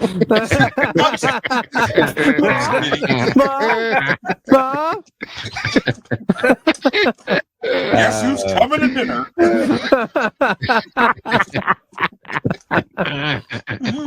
Well, I tell you what, Des, the reason we're going to listen to this episode, he's going to think twice about putting I'm getting rid of both of you. Yeah, I'm sure. But shout out to Des and Boss Code Media for having us as part of his creation. He's a great dude, good friend, and sky's the limit with this guy. Yeah, absolutely. Very good. Media mogul. I do want to be serious and give one more shout out. I know we've made jokes throughout this whole episode, and I know you guys are waiting for the punchline, but I do want to sincerely thank Brian. You put a lot of work into all this, and I know it's not going to make you his favorite. It's too late, so you can cut the shit. I don't care. I could be last on the list, but I do honestly want to tell Brian how much I do appreciate him, and I know all of you. Yeah. Likewise. I Say the same. tell him all the Thank time, you. and he does an amazing job. Yeah. Right. Yep. You put a lot of work into stuff that we don't even know. So I'm and if you play this back, I'll deny that it's me saying this going forward. But as of this moment, Brian, thank you. Did I say that Absolutely. right, Brian? Yeah. Well, I thank you said for it like mentioning you it. wrote No, it's my pleasure. It's a creative outlet for all of us, and like I said, it's a great thing for me to stay connected with you guys. And the hope is, as we all share the same hope, that somebody listens and we give them a smile and something, and yeah. So thank you. Like Thank you. maybe we give them a smile, they give us like $100 or something. Something like that. Yeah. That's a nice exchange. There's I means to do accept that. hand stuff behind it in the alley. That's so right. I'm good. They're for not even anything. listening to the podcast. They're just going straight to the end step. That's right. Fair. There's means to do that on our site, like you said, on both sites. You can donate if you wish or whatever, but Not the hand stuff with Dean. You have to arrange that with him personally. Yeah, you have just to to clear up anything. Now that's free, but you just have to arrange it through. Actually, a lot of the time it's just a Craigslist or wide something stance like in a public bathroom. Right. So. Right. Ooh. But thanks for mentioning that. So I appreciate that. Absolutely, I'll brother. mention something else as well. So Skinner's here with me. So next week is our birthday. Next week, both of our birthdays are in the same week. Skinner's is the 19th, and mine's the 22nd. So we'll get together for that next week. So it'll be nice to see everybody for that. But yeah, so Christmas birthday guys, right here. Great. That is us. There you go. Happy birthday, you guys. Happy birthday. Got another week, but it's Thank going to you. be a great celebration. I am going to sacrifice and come out, hang out with the fellas. It'll be good. Very good. Yeah, I'll be glad to see you. Keith, you're going to be there? Oh, yeah. Okay, I wasn't going to come, but yeah, I'll be there. Yeah. Now, yeah. I worked it out with my parole officer. Good. Ankle bracelets and white chalk, but I can come. Yes. That's a hell of a backdrop they give you in there too. That's real nice. Yeah, it's very nice. It's like Andy Dufresne. It's being chalked. If you pull that curtain back, it's there's a hole being created. Oh, you don't know what's back behind that thing. Or what's on the other side of the hole. I hear that hole's glorious. Oh, that was cheap.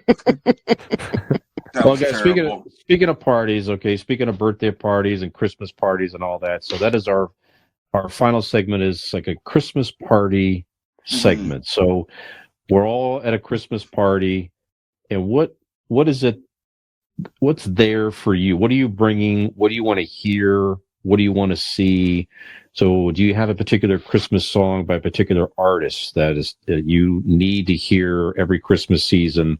It could be multiple ones, obviously. What type of food are you looking for that's a tradition for you at Christmas time? What type of, what movies do you want to see? If there's a room where Christmas movies are being played, what movies do you expect to see that is in your rotation every single year? Is there a TV special? So just stuff like that. So just Christmas, we don't have to do sections necessarily, but just, you could talk about a song or a movie or whatever it is that you want to see at our Convincing Idiots / It Came From GenX Christmas party. So it's a Christmas spectacular. If I may, I'm gonna set I'm gonna paint you a little picture here. I'm gonna set a vibe for you, okay? Please do. I like to think I'm gonna arrive fashionably late, right? I like to think in my head, as you in always the scenario do. I'm painting, absolutely. You four gentlemen are already there at the party, and I pull up, right? Everybody. Oh no, I'm black. I'm not there yet. Yeah, right. I'll be there 45 minutes after you. But go ahead.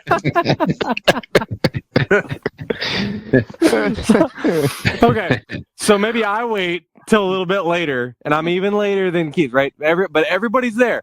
I pull up. You look out the front window. Who is it? Who's arriving? It's Nick. And what's he pulling up on? Well, my God, he is on this stylish, state-of-the-art, sleek as shit electric bike, and everybody clamors around the window, and they go, Nicholas, where did you get this ride? Oh my gosh. And I go, guys, fellas, what if I could tell you that you too could make it on Santa's nice list this year and score your very own electric bike. Hey, after all, we live in northeastern Ohio. Carrollton, Ohio is not too far from here. Nope. All you have to do is hit up our friends at RPM Bike Shop. That's right. All you have to do is give them a call, 330-808-7792. You can also, if you're watching us on Facebook right now, go up to that little search bar up there, type in RPM Bike Shop. They're the ones in Carrollton, Ohio, with all the sweet-ass electric bikes for all your electric biking needs. They also have a website, rpmbikeshop.com. Easy enough to remember, eh? Go over there, see all of the products that they have available for you, and you too can pull up to your local Christmas party in style. Yeah. As long as you don't live in Northeast Ohio. From Carrollton's not far. No, it's right. Married a guy there 2 weeks ago. There you go. That's right. Exactly. So there you go. I didn't marry the guy. Never mind. I married the guy and never mind. Keith, don't ruin my fantasy. Can I hit my tagline? I made special for this episode? Please. I'm waiting. So, before you dip into the eggnog, don't forget to mount your electric hog today from RPM Bike Shop in Carrollton, Ohio. RPM Bike Shop. There you go. Okay. To the nog. Very good. Can I go first, Fish? The hog.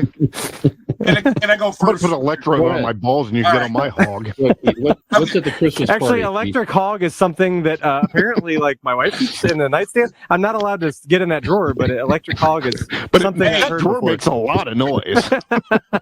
Hey, Jimmy Neutron, calm down. All right. So, now, far as dishes. Okay, so it's automatic. You know, you got to start with potato salad or macaroni and cheese. It's just part of the culture. You have no choice. Now, if it's an all-black Christmas party, or mostly, then you know you don't want 10 macaroni and cheeses or 10 potato salads. So we have a protocol. We find out who is the oldest person coming to the party, and therefore the potato salad falls on them. Then you have to come up with something else. So that's why quickly, is that? Why did they get? Yeah, I was about to have that. Is it because they're going to do it the best? Yeah, they're going to do it because the right they're way. older. Yeah, you don't want these new age young cooks throwing in stuff they got off the internet. You want old school potato salad. You want old school potato salad. Yeah, gotcha. Yeah. Gotcha. You don't need potato salad with marmalade in it. You know, because you know Google said it or the View said it or something like that. You want grandmama's potato salad. Yeah, that's exactly right. So, all right. Now Christmas songs. Mm-hmm. I got two that are just my favorite. My oldest favorite of all time is Blue Christmas by Elvis. Sure. Nice. I should have known you were going to come up with that one. I actually got to perform that a couple weeks ago at the Christmas show I was in. Just a great song, man. Just when it starts out with that, that's just the best opening line ever. But my favorite Christmas song of all time, I've heard different versions of it, but nobody did it better than Mariah Carey on her famous Christmas album of 20 years ago. But Oh Holy Night, to me, is just the most amazing Christmas song ever. I've never heard her version before. Oh, my God. Listen, when we get up the show, Google it, dude. It'll blow your mind.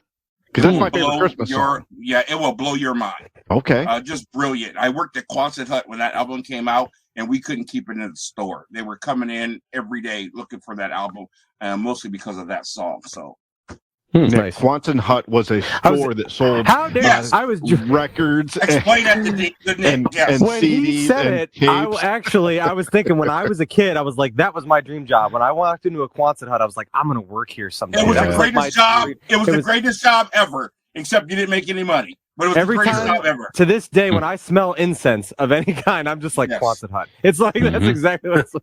Yeah, every hour, incense. Every hour, everybody was in charge of music. Like, so I could play my music for a whole hour through the store. So, you know, I was blasting the Queensryche in the face morning for a whole hour. You know, you can smoke while you're standing up, eat while you're standing up. You can do anything in that store. It was great. So anyway, as far as Christmas shows, I need to see The Year Without a Santa Claus. I need to see Rudolph. And I never, ever saw It's a Wonderful Life until 5 years. Hold on. Okay. 5 years ago, when I got to perform what they call Foley work. Foley work is when back in the day when they did shows over the radio, they didn't have all the sound effects and the cues, whatever. They had people actually in there with a table full of items making the sounds. So they had a pair of shoes on a piece of wood if somebody was walking or whatever. And I got to do the Foley work for the radio version of It's a Wonderful Life. Did it for several years. And it was an amazing job. We had a tray with cornflakes in it, and we had to run our feet across it, or the shoes across it, to emulate crackling on snow. And I just fell in love with the story. Went ahead and watched the movie. I just watched it last week. I'll probably watch it again. Absolutely love it. So on snow. And I just fell in love with the story. Went ahead and watched the movie. I just watched it last week. I'll probably watch it again. Absolutely love it. So that's me. Very good. Excellent. Good. Yeah, actually, not a lot of people know, but Nick has done Foley work. He did many Linda Lovelace's Foley work for her movies. Yep. Yeah. Did this a lot of the sounds I heard. Yeah, exactly. Mm-hmm.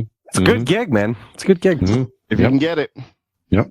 All right, so Nick, why don't we go to you next? So you can do like Keith did. You can mention a few things, just whatever. Just what are some of the stuff you're bringing? Well, after I safely store my electric bike in the driveway from our main bike shop, I will make my way to the inside, and there I will be holding a tray of. So this is kind of a funny story, and I'll keep it brief here. All my life, there's these specific cookies, right? We're Hungarian, German, whatever. We got these cookies. We always called them Roschkes. At least that's what my mom called them. Well, when I Googled Roschke cookies today to find out exactly how to explain them to you, if you're not familiar, we've been calling them the wrong shit for like all these years. Roschke cookies are those little cookies that look like somebody ran over a burrito and they've got fruit in the middle. Like it's a flat, like fold over burrito thing. Yeah. Those are awful. What we always called Roschkes are... Those are Klotchkes. Klotchkes? Yes, those are Klotchkes. Yes, those are my favorite. I eat them all the time. Okay, so they're good. And they got powdered sugar on top and stuff. Usually, sometimes people put powdered sugar and sprinkle them on top. No, the ones with nothing on top and cream cheese, the absolute best. Okay. What I'm talking about apparently are called Keeflies. They're like these little crescent buttered like rollover things inside. In my mouth any day. Inside, they've got like a fruit paste kind of thing, and they got walnuts usually like on top. They're like apparently they're like a Polish in origin like type of Christmas cookie. But I don't know if you guys ever had them. Actually, I will text a picture to you guys and pass it along once I see them this year. My mom always makes them, but they're fantastic. So that would be what I would bring, because that's just not something. I love my, frosted sugar cookies and all that stuff, but those are like kind of something that are quintessential to me from childhood, and that's always been around my family. So I would definitely have some of that. Keith kind of took my Blue Christmas Elvis. That's definitely up there. So I'll tell you what, I'll pivot to Santa Bring My Baby Back. Santa Bring My Baby Back to Me from the same album, Elvis Presley Christmas album. Got to keep Elvis in there. I mentioned on a prior episode, my grandmother, who I lost this year, very close with, massive Elvis fan.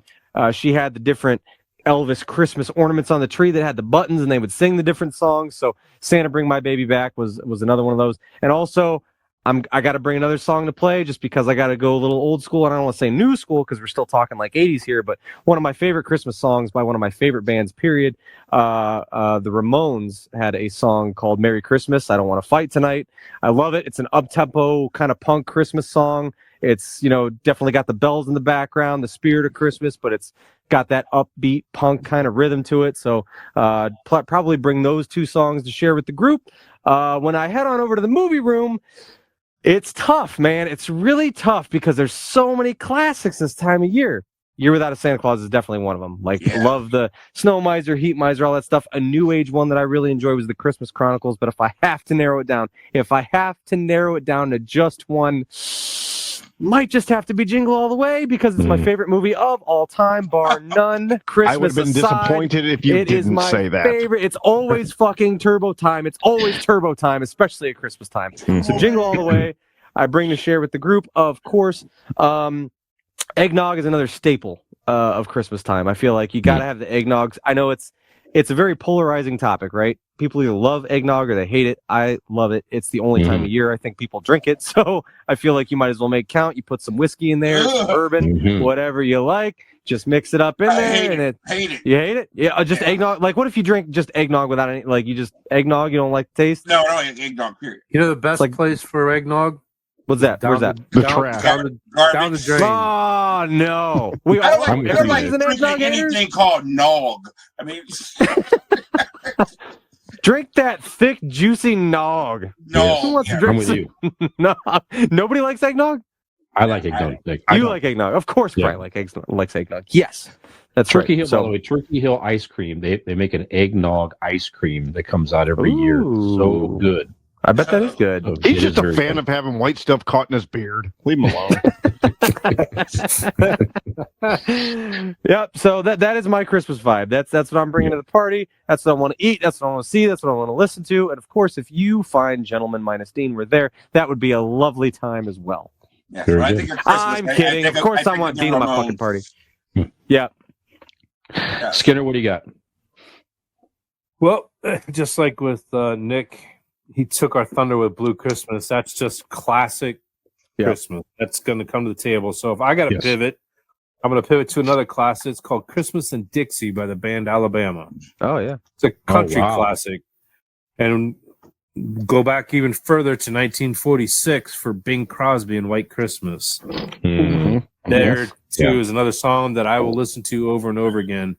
He's also in a movie called White Christmas, which that takes me into the movies. I watch it every year with my mom until she died, which was 7 years ago on her birthday, December 10th. There's no black people in it. No, there isn't. You're right. It's called White Christmas. The train, everything arrives on time. Did the name of the movie give it away? The show starts on time. The train arrives on time. But with my mom, we watch that every single year. I come over. But the Christmas basketball game was 14-3. Right.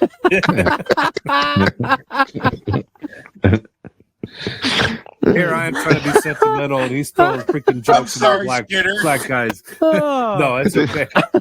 But White Christmas, if you've never seen the movie, Skinner, I respect you. Don't worry about these two fools. Thank you. I appreciate that. Thanks, team. If you're not watching White Christmas, then you got to watch Bad Santa. I mean, we're going to go from one to the other. Oh, yeah. Bad That's a gift. That's always when I wrap presents, I have to watch that movie. If you haven't seen the second one, it's not as good as the first. Terrible. But it's freaking hilarious. Terrible.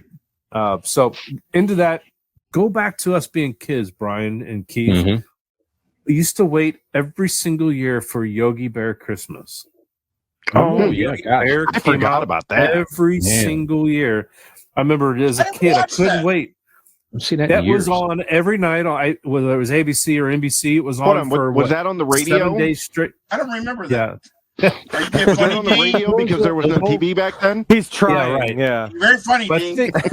but it was a 1 hour special, and they played it, and it was 7 days this thing was on, and it was just the greatest thing as a kid. And what else we got here? Oh, Christmas dinner. I'm bringing Christmas dinner. I'm going to bring a strawberry rhubarb pie because there's no other better pie than strawberry rhubarb. That's what's coming. Yeah. No, Dean, we gathered at the town hall for the reading. Yes, that's right. Hey, I got to say something real quick. I was thinking about when I saw the question about traditions. I was like, wow, we don't have any Christmas tradition in my family. And I take that back. I just thought of one.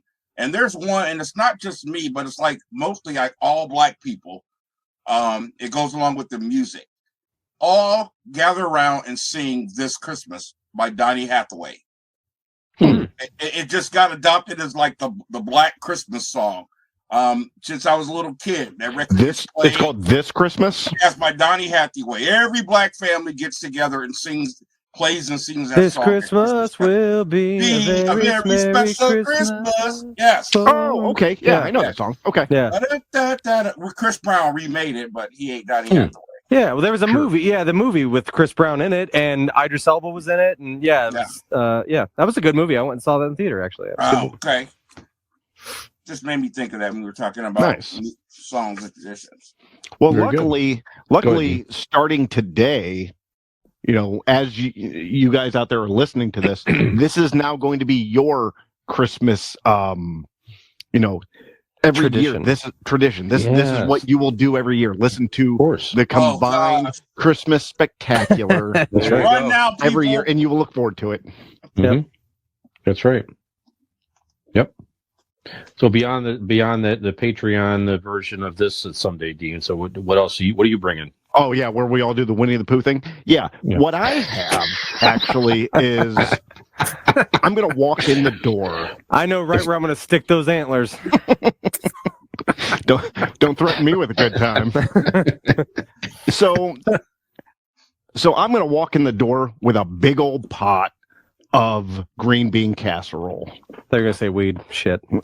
That's in the pocket. That's trust me. That's at the end of the night. Whoever's left, you kind of sit out back. Green bean casserole. You're the guy that gives socks for Christmas, aren't you? And appreciates them because I enjoy a comfy gift. Come on, green bean casserole is amazing. I have up until this year, I don't think I knew how many people were against green bean casserole. I just thought it was a given. I loved it. Not at a party though. Dude, that's the first thing I go to is a green bean casserole. And he wore his mustard yellow cardigan to this party, so of course he brought green bean fucking casserole to the party. Dean goes to Christmas parties at the nursing home with the staff. Nick, first of all, green is an ugly color on you, sir. You jealous little man. So yes, green bean casserole. And the other thing I'm bringing is my father used to make, and he still does. It's salami roll-ups. You take the salamis, you put cream cheese in it, just roll it up. The combination of the two is amazing. I ate 40 of them shits at Thanksgiving. Yeah, I haven't had that in a while. That does sound. It is so good. So that's what I'm bringing to the party. Right. And then don't invite Dean. You didn't even need my food choice to make that decision. Trust me. So I'm going to go into the next room, and the movie I'm going to watch, and you guys have already said it, but It's a Wonderful Life. Ernest Saves Christmas. Oh, yes. It's a Wonderful Life. Actually, Megan and I have tickets on the next week, on the 18th, which makes me think that we have to check scheduling. Sunday. Oh, okay, good. So the Tinseltown you're going to? Yep, they're playing. We're doing it Wednesday. We got tickets for Wednesday. We will be there with you. Done. Oh, cool. Where? You didn't say Tinseltown. Tinseltown. They're playing it on the big screen, and we got tickets to see It's a Wonderful Life. I have to see if there's still tickets for that left. You should. There might be a few seats left. To go online. Absolutely. I'll check that out. Anyways, go ahead. It's a Wonderful Life. Well, shit. Remember when we all went to see Poltergeist? There was tickets available. So sure. I'm just saying, is you could check, and I think you'll be fine. I'll take a look. And then on my music, if I'm going over to the record player, I am putting on Nat King Cole, "Oh Holy Night." Oh, that's a good one. Yeah.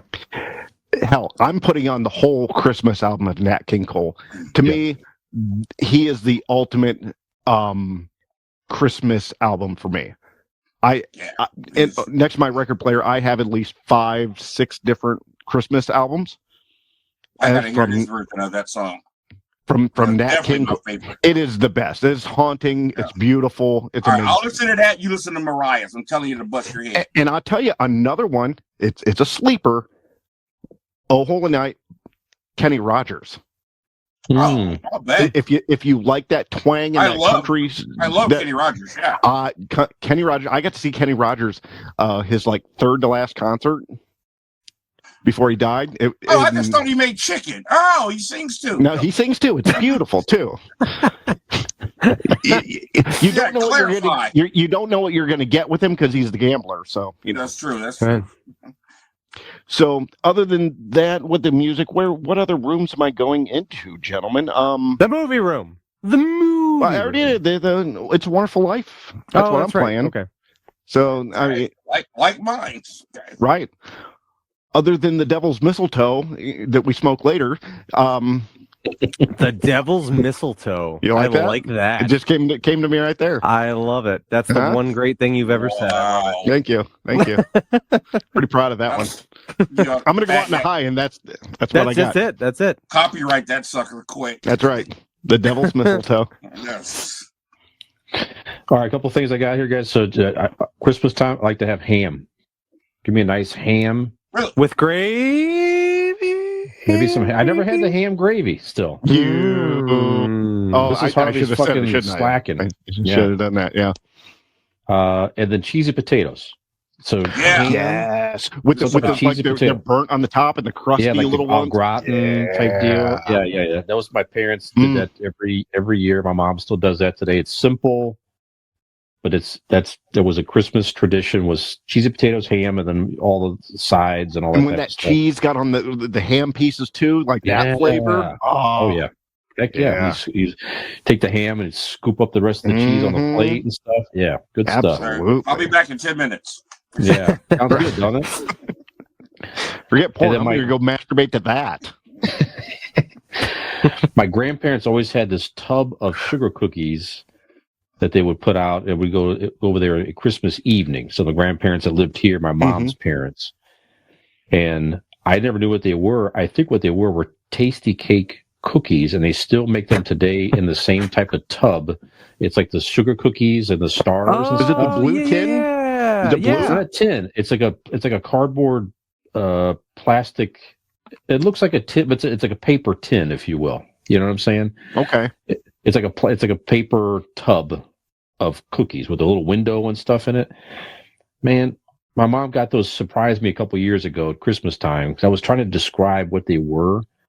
She just found them at Acme, and I'm like, these are them. I think it was the same. So it just takes me back to grandparents' house and all that type of stuff. Just great cookies. Christmas songs. I mean, you guys mentioned a couple already. Blue Christmas is also on my list with Elvis, one of my favorites of all time, certainly. I think my favorite Christmas song, my favorite Christmas song, period, is "Have Yourself a Merry Little Christmas." I love that. I just love it. It's very uplifting, optimistic, and all that. Bing Crosby, right? Yes, his version of that. Judy Garland's is right there, though. It's like like right with him, but the Bing Crosby version. That whole album of Bing Crosby's Christmas is amazing. I could say this probably about any song, but like Michael Bublé does an incredible job. And like Michael Bublé every Christmas song, right? But I mean, like he's like a cheat code for Christmas songs. Who's the other guy? Groban. Josh Groban. Yeah. That's like saying, oh, you should hear his version. Of course, their versions are amazing. I was trying to think. I'm like, what other voice do I hear when I hear that song? And it's Bublé, of course. Yeah. But that one's that's up there. And then there's so many I could name here. I love the Christmas Waltz by Frank Sinatra. That version of Christmas Waltz is just beautiful. And then New Year's is right there too. So Auld Lang Syne, there's so many versions of that, right? But the classic Guy Lombardo Orchestra, that is that song to me. It's just an instrumental that reminds me of my grandparents, that's staying up late here on New Year's Eve, watching Guy Lombardo. He televised that for years and years and years. It just makes me think of them as well. All kinds of songs I could name, but those are some that stand out for me. As far as TV shows, you guys mentioned a couple already, but every year I have to watch Christmas. Alf? No. No.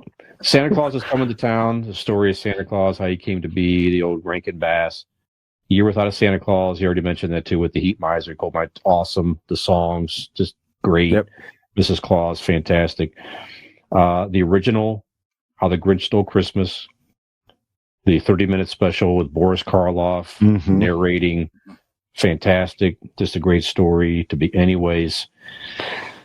And then in my movies, it's not Christmas time until I watch, so it's Christmas Vacation. Right. Just love it. Yeah. At the end of the day, it's a guy trying to make a nice Christmas for his family. Love it. Especially with having children. It changes your whole perspective. You become Clark Griswold over the years. Yeah. Could I be your you know. Uncle Eddie? That's a good point. Sure. You are. There's nobody better kind of fit. are. Yeah. Miracle on 34th Street. I watched that the other night. Just, Oh, yeah, I have to watch great. that every year. Just fantastic. It's also It's a Wonderful Life on there. Bad Santa. Nick, you mentioned it too. I do the same thing. I wrap presents and watch Bad Santa. It's my little tradition for myself. I'm not going to. Yep. I don't expect anybody to watch that movie with me. Right. Yeah. It's my thing. Yeah. But I just. Just my little do you thing. remember We'll get poster together for and Bad wrap Santa? gifts and watch that I movie. like yeah. that. Yeah, Do you guys what remember thing says- the poster for Bad Santa? What about it? I want to redo the poster for Bad Santa and With us? yeah, you as Santa Claus, Nick obviously as the elf, and I want Sure. to be the sexy girl in the background. Yep. Nothing we can redo says that. Christmas like a drunk Billy Bob Thornton violating somebody's back door in the dressing room. Yeah, that's very Christmassy, guys. Of all the Christmas movie quotes, you're not going to shit right for a week. Now, that's Right. Yeah. Yeah. You know what I mean? That's beautiful. It's up there. You got the in Miracle on 34th Street when the guy who plays Santa says Christmas is not it's a frame of mind. Yeah. I thought that's a great one. And the Billy Bob Thornton, you're not going to shit right for a week. Yeah. Yeah. And how incredible is John Ritter that I'm no censor, but what a man does in the women's plus size dressing room is his business. I don't agree with the Clinton impeachment, but this is just with children. Yeah. I love Fantastic. Yeah. Yeah. I thought that's a great one. And the Billy Bob Thornton, you're not going to shit right for a week. Yeah. Yeah. And how incredible is John Ritter that, I'm no censor, but what a man does in the women's plus size dressing room is his business. I don't agree with the Clinton impeachment, but this is just with children. Yeah. I love Fantastic. Yeah. And then Elf has made my list now every year for years. When I first saw that movie, I thought it was kind of like a goofy, dumb movie. And Will Ferrell was being too Elf. Oh, yeah, I love Elf. Now it's become just a tradition, and I love it. Yeah. Anyway, and Die Hard also. Watch it. Oh, sure. Of course. And what did I forget here? I think that's it. Jingle All the Way is the one you didn't say. He didn't forget that at all.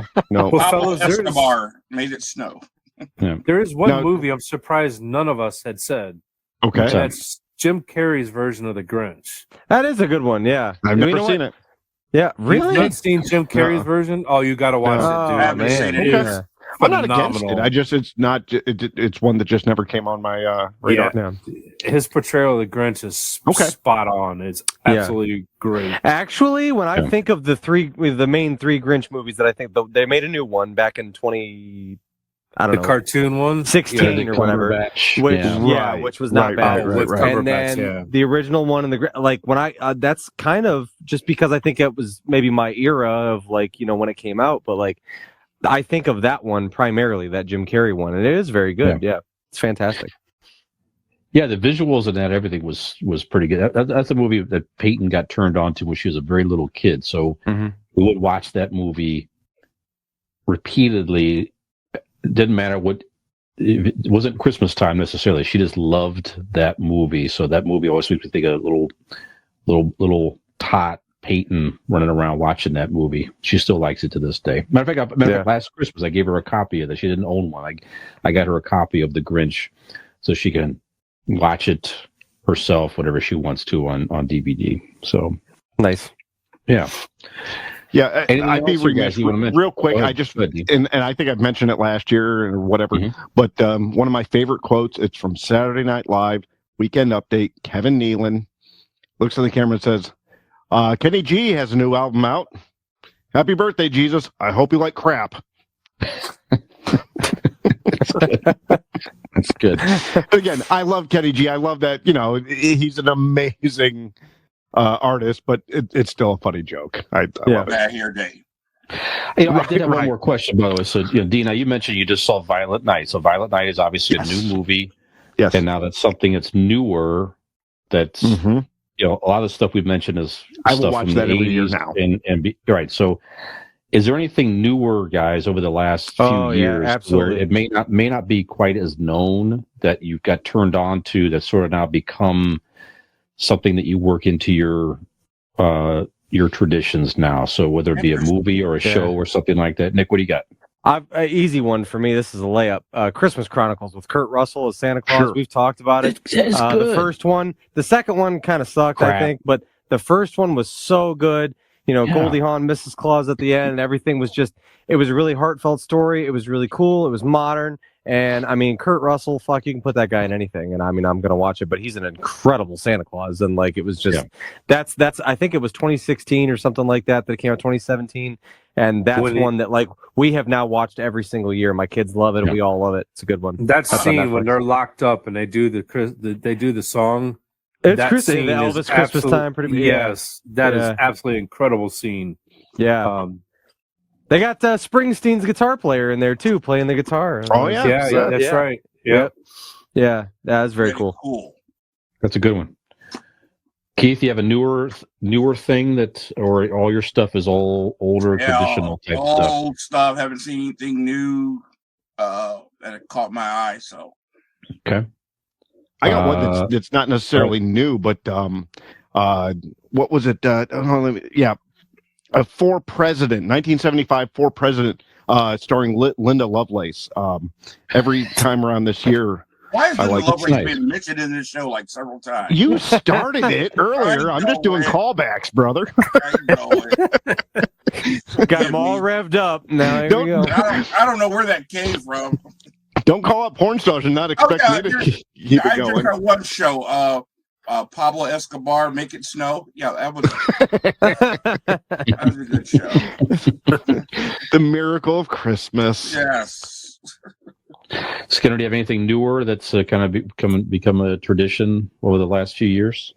No, nothing's really come out that's struck our fancy, I guess, lack of a better phrase. But Violent Night is definitely one that I want to go check out. You guys have to see it.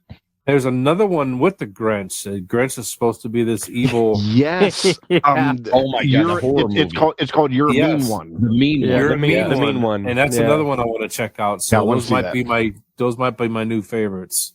Oh my god! If they're that good. I watched Krampus this year. My son had me watch it, and again, it's silly. It's Krampus.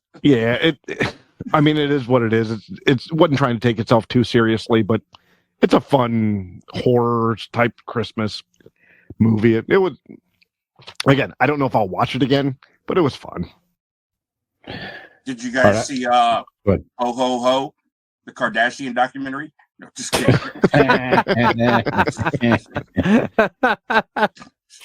I got two newer ones for you guys you should check out if you have not already. So last year, 8-Bit Christmas. Okay, with I've seen that on HBO. Harris. Yep. So very, very good. It's a story of a young kid. So Neil Patrick Harris tells a story of how he got his first Nintendo. How he was going, but it turns out to be, I won't spoil it, but a very moving story between a father and son. So 8-Bit Christmas. Check that out. And also on Netflix in 2019, Claus, Klaus. So Claus. Yeah, I remember that. Claus is voiced by J.K. Simmons. That's good. And Norm Macdonald is in this, one of his last great roles. He's terrific in this movie. It's a story of how Santa Claus came to be. It's like interesting take on how Santa Claus came to be. So animated, the animation is beautiful. I think it won an Academy Award, or was at least up for Academy Award or something like that. Okay. But you can find it out there. So definitely family viewing, worth a watch for sure if you're not seeing either one of those. Go ahead. Can I mention, you talk about new things?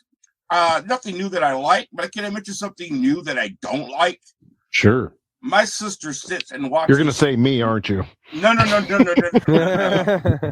in the Christmas hat. No. My sister, you're not new. You're 40 something, so you're not necessarily. That's true.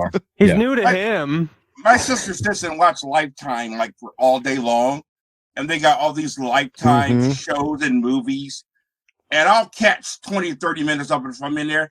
They're the corniest, crap I've ever seen in my life. I'm watching them for the first time this year. Everybody in the town is 160 pounds or under. You know, everybody's beautiful. Everybody has new clothes on. Wherever they live is like spotless clean. Yeah. I mean, it's like, what is it's this? always a rustic barn situation where it's like kind of country but modern at the same time. And this woman who's not quite pretty but better than cute, you know, Right. falls in love with the stranger. And every of the male love interest either has a beard or a good 5 o'clock shadow. Yeah, you're right, right. He's very rustic. And they're brunette. Yep, yeah. That I mean, there's a type. I hate those movies. I just want to throw up. They're all the same. Yeah, I've said it on past episodes. Megan and I are watching them for the first time this year. We get, we sit there together, and it's almost like a mystery science theater 3000, type feel where you're just making fun of them, enjoying it, having fun with them. But we've seen quite a few so far. Cool, and they're awful.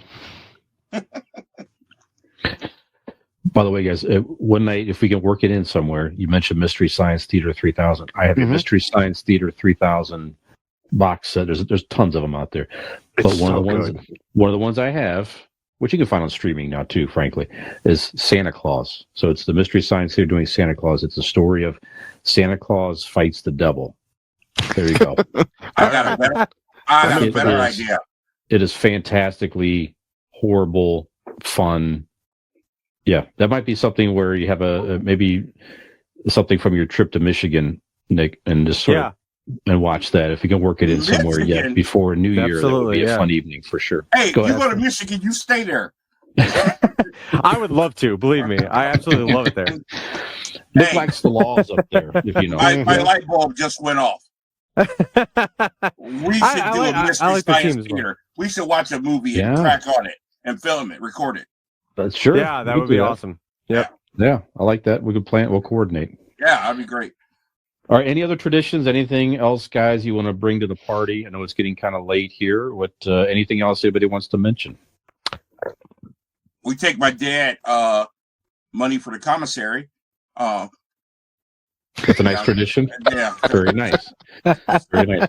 One day he'll join for that ham dinner, perhaps. And bring the potato salad. Well, I did want to ask,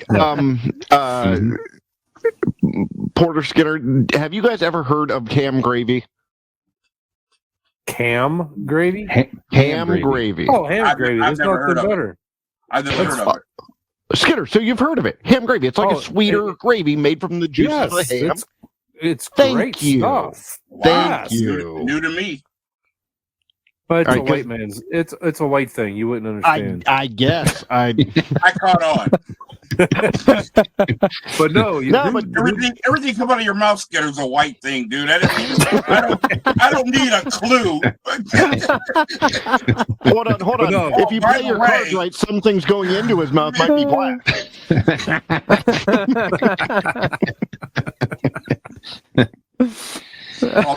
all that rapping you do, Skinner, is thrown off. Yeah, no kidding. So while we're thinking about it, next time the Elvis impersonator is at the Barberton Moose, Nick's got to go with us. If he's an Elvis fan, like he said. Oh, yeah. Fellas, I took him to the Barberton Moose, so it was an Elvis impersonator, and the blue hairs that were in the audience were staring more at Keith, belting out every single note to every song than they were watching every single word. Yes, they were watching him more than they were watching the entertainer that was up front. Nice. Yeah, Lynn and Mike were at that show with the Barberton Moose. Oh, okay. Yeah. That was he was awesome. He was good. Yeah, he needs a bigger presentation. Was it Mike Albert, the guy that used to always be at the No. But what I said, Mike and Lynn, Megan's mom and her husband. The Elvis impersonator is one of Mike's friends.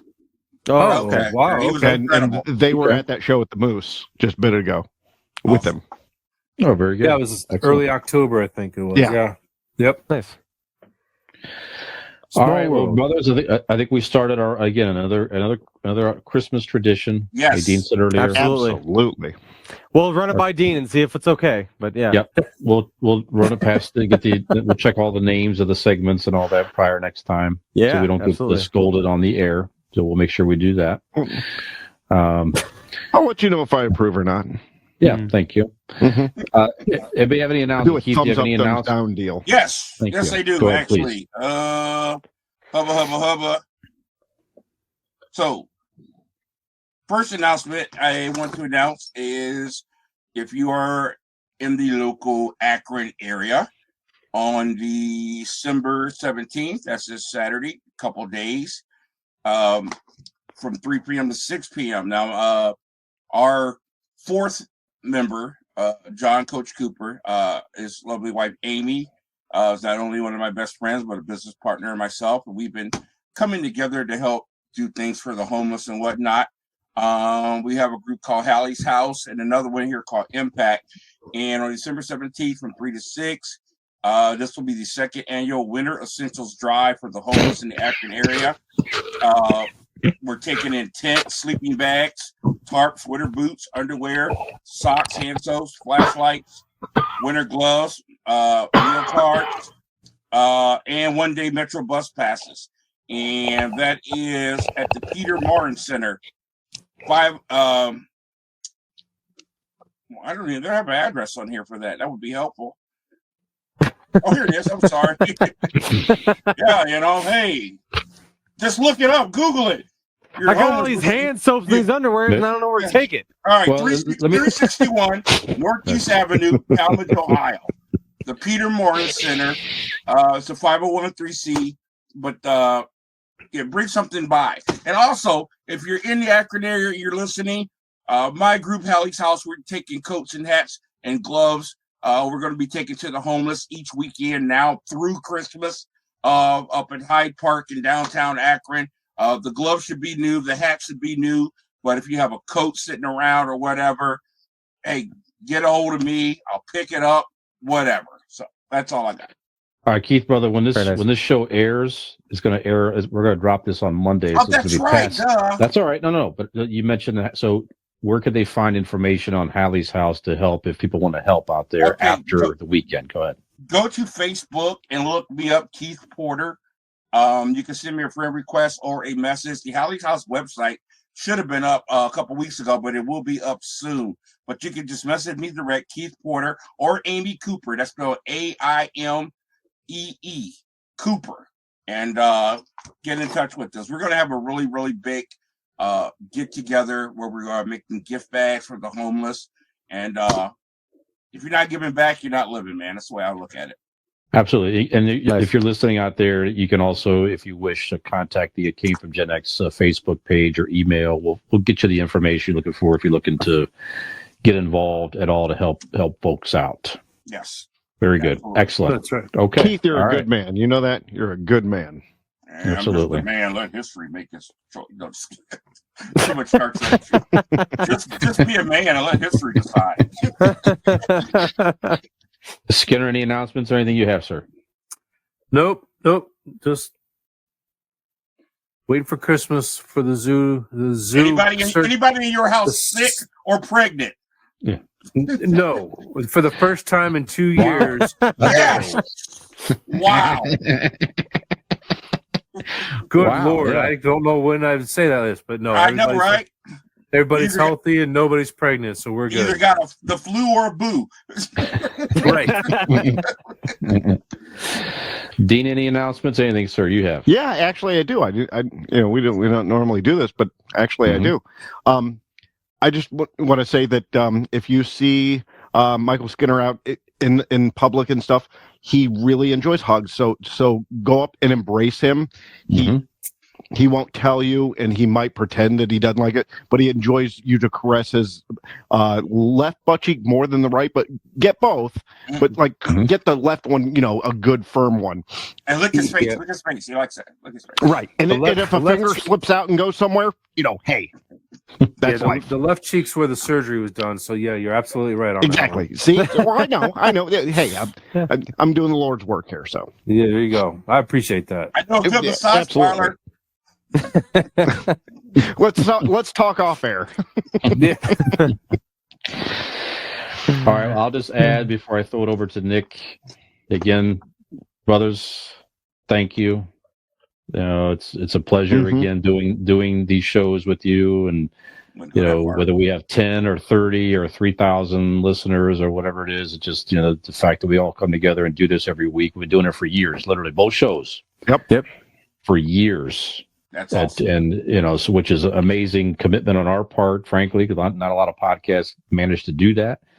It's hard even just to have a phone call with friends every single week on a regular basis, and we do that. True. We do this every single week and set time aside from all our crazy busy lives, ups and downs. We still do this together. So thank you. It is a pleasure. I look forward to continuing to do more. We're going on 100 in the new year. Idiots. We're close to 100. We are 119. We're past 100. This will be 120 awesome. For us, and this will be 91. Yeah. 91 for It Came From GenX. So it's sometime in February for us. Yeah, it'll be a year in February. We'll be doing It Came From GenX. Absolutely. So yeah, pretty amazing. So thank you. I want to say thank you guys. Absolutely. Love you guys. Yep. Same here. And Nick, thank you guys for coming out. Yeah, absolutely. Any announcements or anything you have, sir? And then what should Nick do now that we have guests here? So do you have any suggestion? Nick typically does like a outro and some type of character. That's sort of become our thing here. So what do you think, D? Should we have Skinner or Keith kind of help? I think they should if they have an opinion or a suggestion, please. Yeah. As we're both sitting here with deer and headlights. They didn't know we did this. Right. No. Go ahead.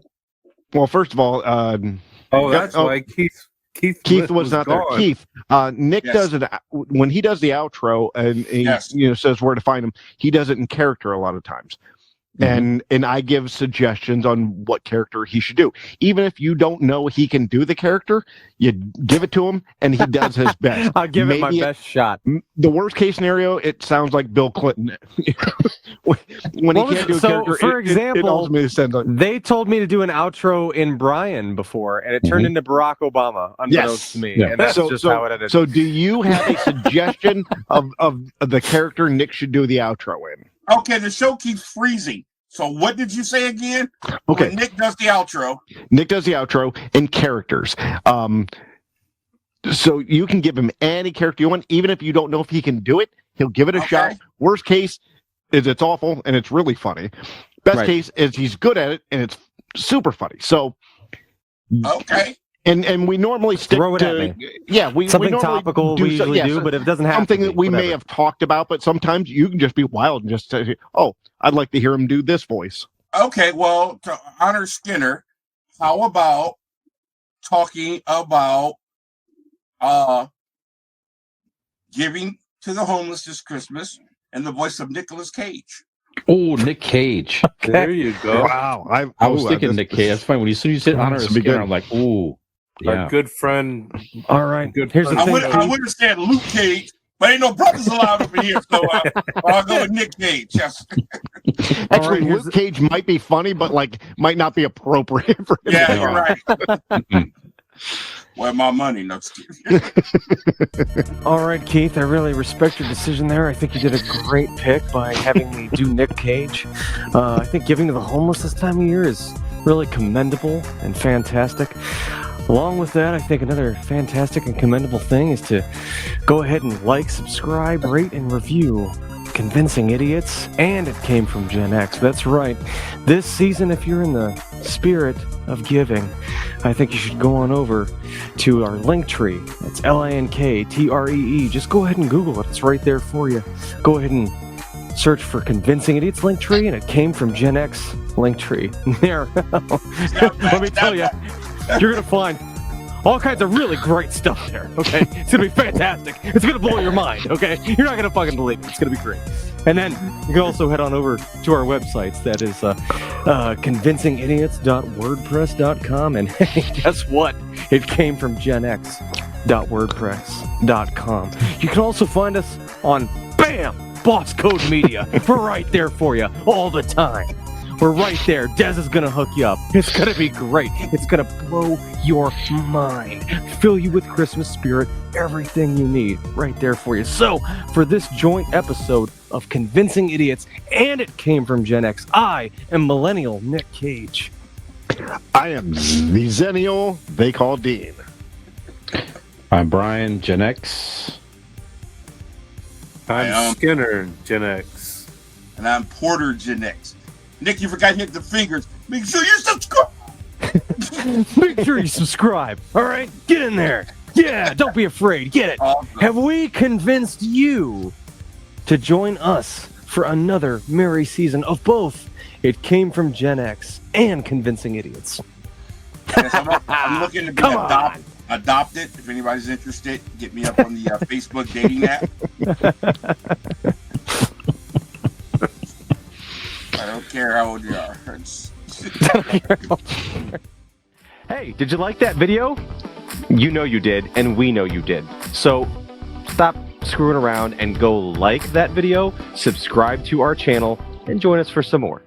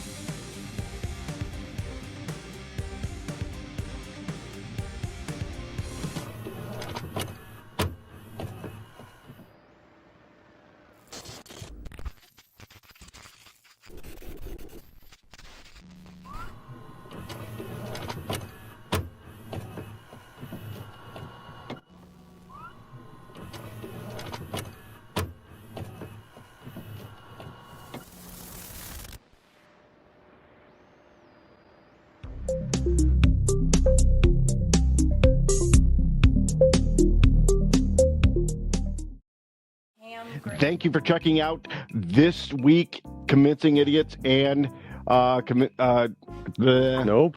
Fuck nope. That boy is God. smooth. Fuck no. Shit. That was smooth as a baby's ass. I could feel the bumps in every bone of my body as we went over the fucking. It's fucking. That all over boy the is smooth. Yeah. Like a Texas highway.